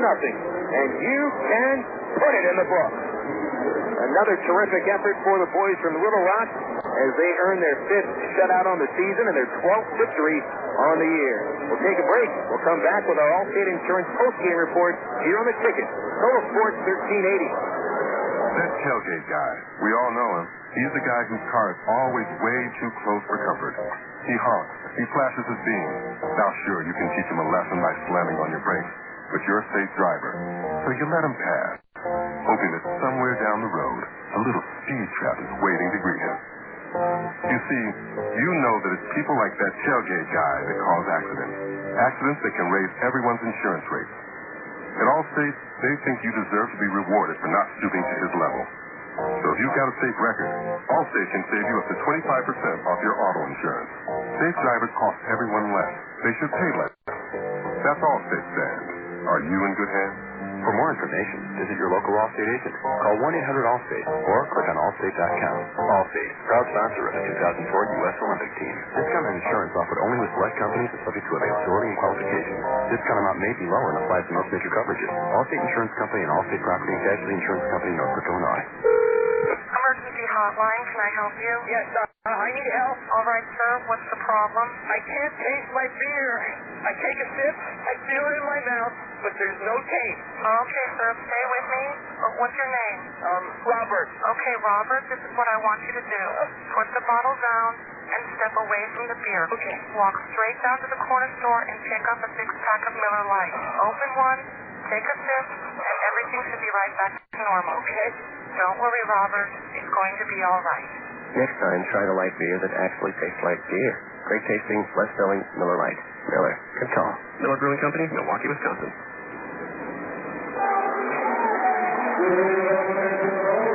Welcome back to Midland here for your Allstate Insurance postgame report brought to you by Allstate Insurance. They believe that you deserve a relationship with a real person. That's Allstate, Stan. Are you in good hands? Trapped tonight with another impressive victory, a shutout victory over Midland 7-0. And let's run it down. Travs in the first inning had a bunt single with one out by Tommy Murphy. Drew Dickinson, the losing pitcher for Midland, then hit Casey Cochran with a pitch. Or Nick Gorno came up to the plate. Nick on a 7-game hitting streak, and with a count of 0-1, he stretched his hitting streak to 8 games and gave the Travs a 1-0 lead. And here's the pitch. Nick swings a hard shot through the third baseman and into left field. Here comes Murphy around third base. Throw from left field is not in time. It's cut off. And it's an RBI for Nick Gorno and a 1-0 Traveler lead. Gorno knocking in that run. It is his 13th run batted in of the season. And Nick would figure in the next time that the Travs scored a run. And he came to the plate with 2 outs in the third inning and stroked a double to right center, his 5th 2-bagger of the year. Next, Jeff Mathis came to the plate to put the Travs ahead 2-0. 1 ball, no strikes. Dickinson from the stretch, and the pitch hit grounding towards third base and through to a base hit. Here comes Gorno around third. Harry up with a throw from left field, and the throw is not in time. Gorno sliding, and he grabs the plate with his left hand. A 2-0 Travs lead on an RBI single by Jeff Mathis. Jeff's 10th run batted in of the season. Mike Elward then knocked a double off the fence in left center to bring Mathis around from first base for a 3-0 Travs lead. Jake Woods was pitching again, allowing only 1 base hit over the first 7 innings of the ball game. Jake struck out 4 batters. The only base hit he allowed, a single by Jason Perry to start the third inning. Tommy Murphy overran the ball, allowing Perry to get to second. And then Jake really had to buckle down as he got Francis Gomez to bounce out to first base, sending Perry to third. Woods then struck out Freddie Bynum on a called third strike and got Tiger to bounce out to shortstop. That was the last time the RockHounds would threaten against Woods. Travs started to put the game away in the 6th inning against Dickinson. A 1-out single by Rudy Gomez to right field. Duncan then singled up the middle with Freddie Bynum trying to throw out Gomez at third base. He threw the ball into the third base dugout, allowing Gomez to score the Travs' 4th run of the ball game. Duncan advanced to third on Bynum's throwing error, which brought up Casey Smith. Casey, with a count of 2-1, put the Travs ahead 5-0. The season, Freddie he was a middle infielder. He was an error machine. He made 41 errors one season. A grounder up the middle, base hit for Smith into center field. It's 5-0 as Duncan crosses the plate. The RBI for Casey Smith, his 5th of the season, finished the game 2 for 4, and the Travs added a couple more runs in the 9th inning off of Chris Mabius, who had not allowed a run in 6 2/3 innings to start the year. Elward with an RBI single, Gomez a run-scoring double. Gomez finishes the game 3 for 5 with a double, a run batted in, and a run scored. Elward was 2 for 5. Nick Gorno, 3 base hits, 2 runs scored. Another run batted in as he stretches his hitting streak to 8 games in a row. Trav's record is now 12-7. They'll stay at least half a game up on the Tulsa Drillers, depending on what Tulsa does in the second game of their split doubleheader against Round Rock. Midland has lost their 4th in a row. The RockHounds dropped to 6-13. We'll take a break here on the ITT Tech pregame show. We will return with a look at the Southwest Airlines out-of-town scoreboard here on the ticket. Total Sports 1380. What's up, Sprite Remix drinkers? Jermaine the Trick, and I'm bringing you that remix, man. Down south flavor. Taste this. I like that taste, but Swiss Beats is going to give you a different flavor. East Coast style, check it out. Sprite Remix, they're doing it again with brand new Sprite Remix Very Clear. Out with tropical flavor, in with the crisp taste of berry. New Sprite Remix Very Clear. Rethink, remix, be fresh. Better choices. Sonic's got them, others don't. Drive into Sonic today for our new Chicken Club wrap made with grilled all-white meat chicken, crispy bacon, fresh lettuce, and juicy ripe tomato with shredded cheese and light ranch dressing. And for those counting carbs, it's now available with our new carb-friendly tortilla. Either way you order it, it's a fresh new way to get more taste. Sonic's new Chicken Club wrap. It's not just good, it's Sonic good. You're listening to Better choices. Sonic's got them, others Travelers don't. Baseball. Drive into Sonic today for our new Chicken Club wrap made with grilled all-white meat chicken, crispy bacon, fresh lettuce, and juicy ripe tomato with shredded cheese and light ranch dressing. And for those counting carbs, it's now available with our new carb-friendly tortilla. Either way you order it, it's a fresh new way to get more taste. Sonic's new Chicken Club wrap. It's not just good, it's Sonic good.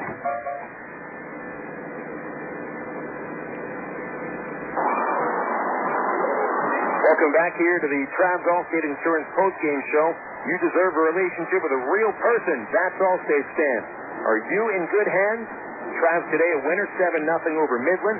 Bill Elson here with you for the Southwest Airlines out-of-town scoreboard as we run down the finals and the games in progress for the majors and the Texas League. We will start in the Major League. The final scores as of now in the American League. Chicago White Sox come from behind to beat Cleveland 9-8. Indians had an 8-2 lead in the 7th inning. Chicago wins it with 5 runs in the bottom of the ninth. Joe Creedy with the game-winning sacrifice fly. He also homered. Maglio Ordonez and Juan Uribe also hit home runs.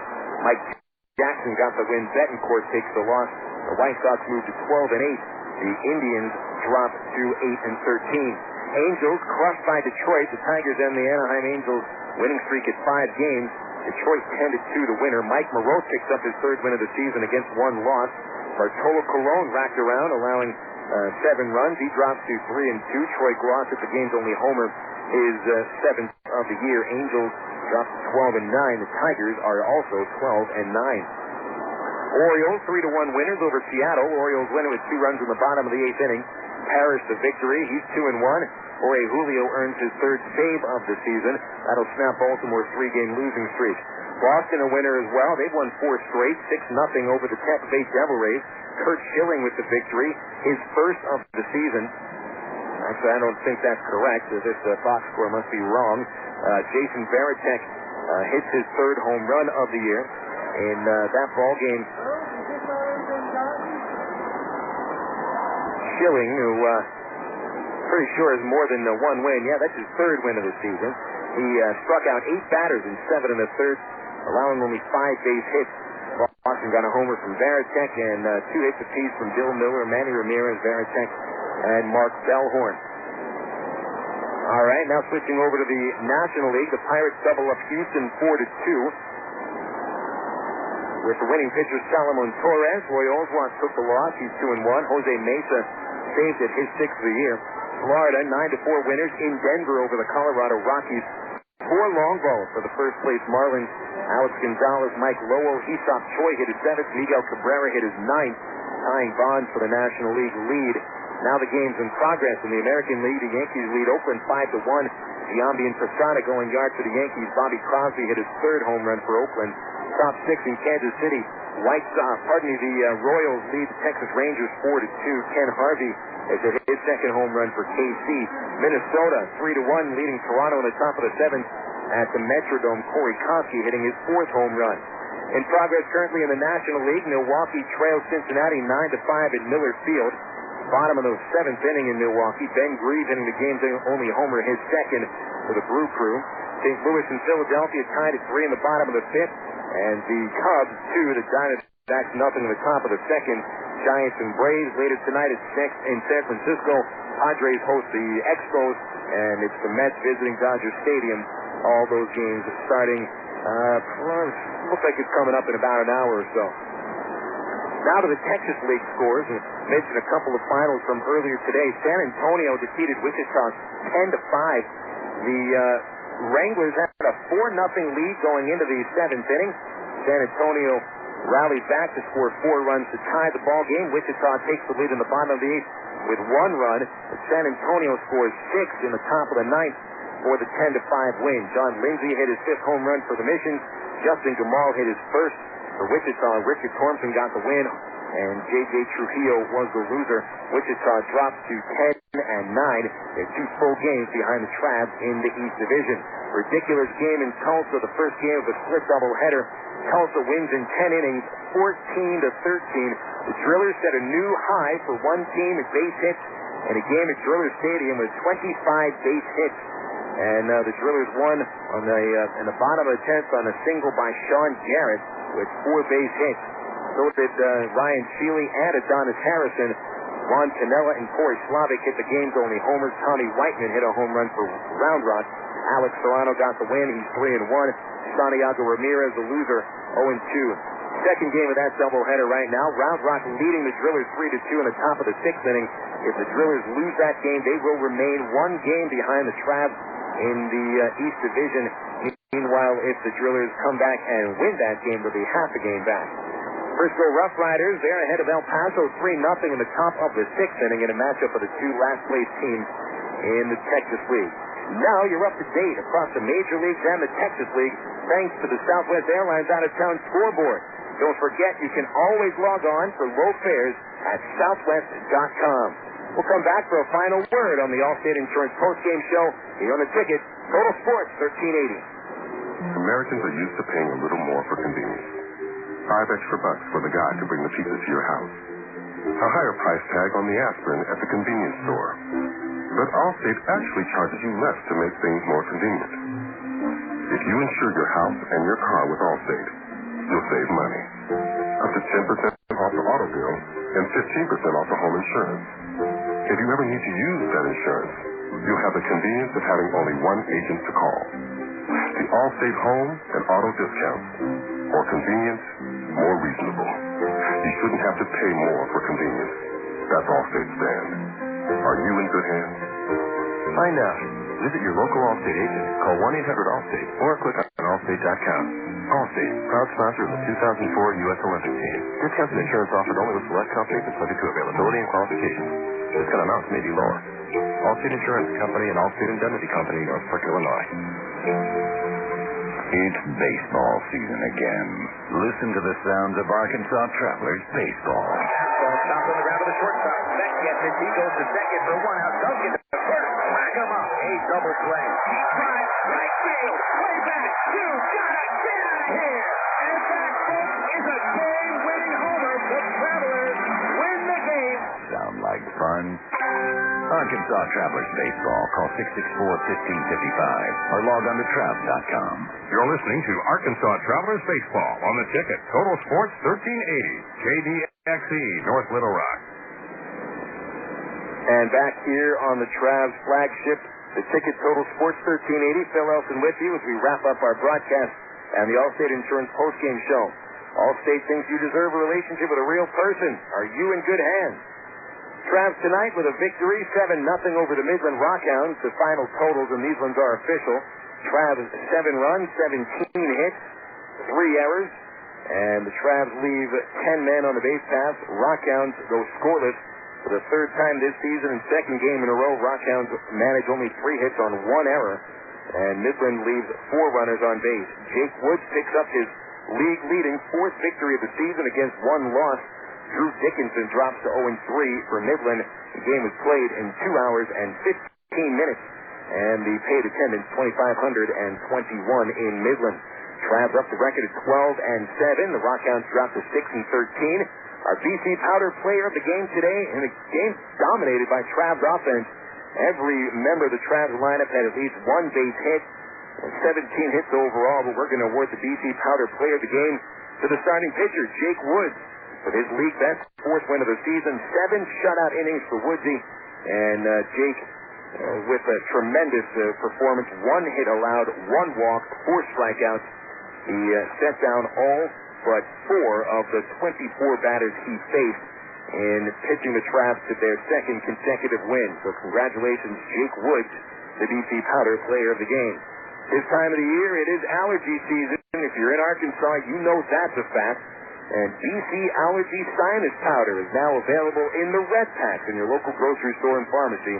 BC Powder, the official pain reliever of the Arkansas Travelers. Game 3 of the series tomorrow night out here at First American Bank Ballpark.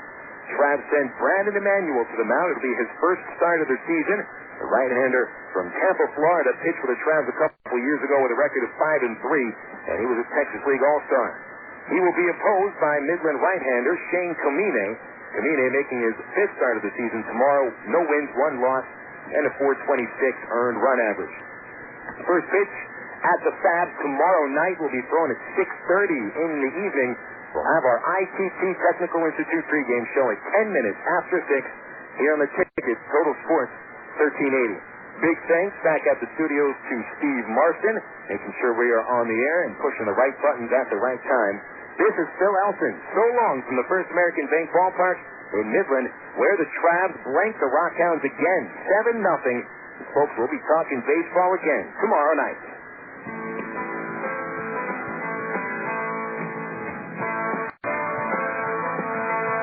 You've been listening to Arkansas Travelers Baseball on the Ticket Total Sports 1380. Arkansas Travelers Baseball is made possible by Miller Lite, ITT Technical Institute, Coca-Cola, Sonic Drive-In, BC Powder, and by Allstate Insurance. Be sure to catch all of the Travs games this year on the Ticket Total Sports 1380.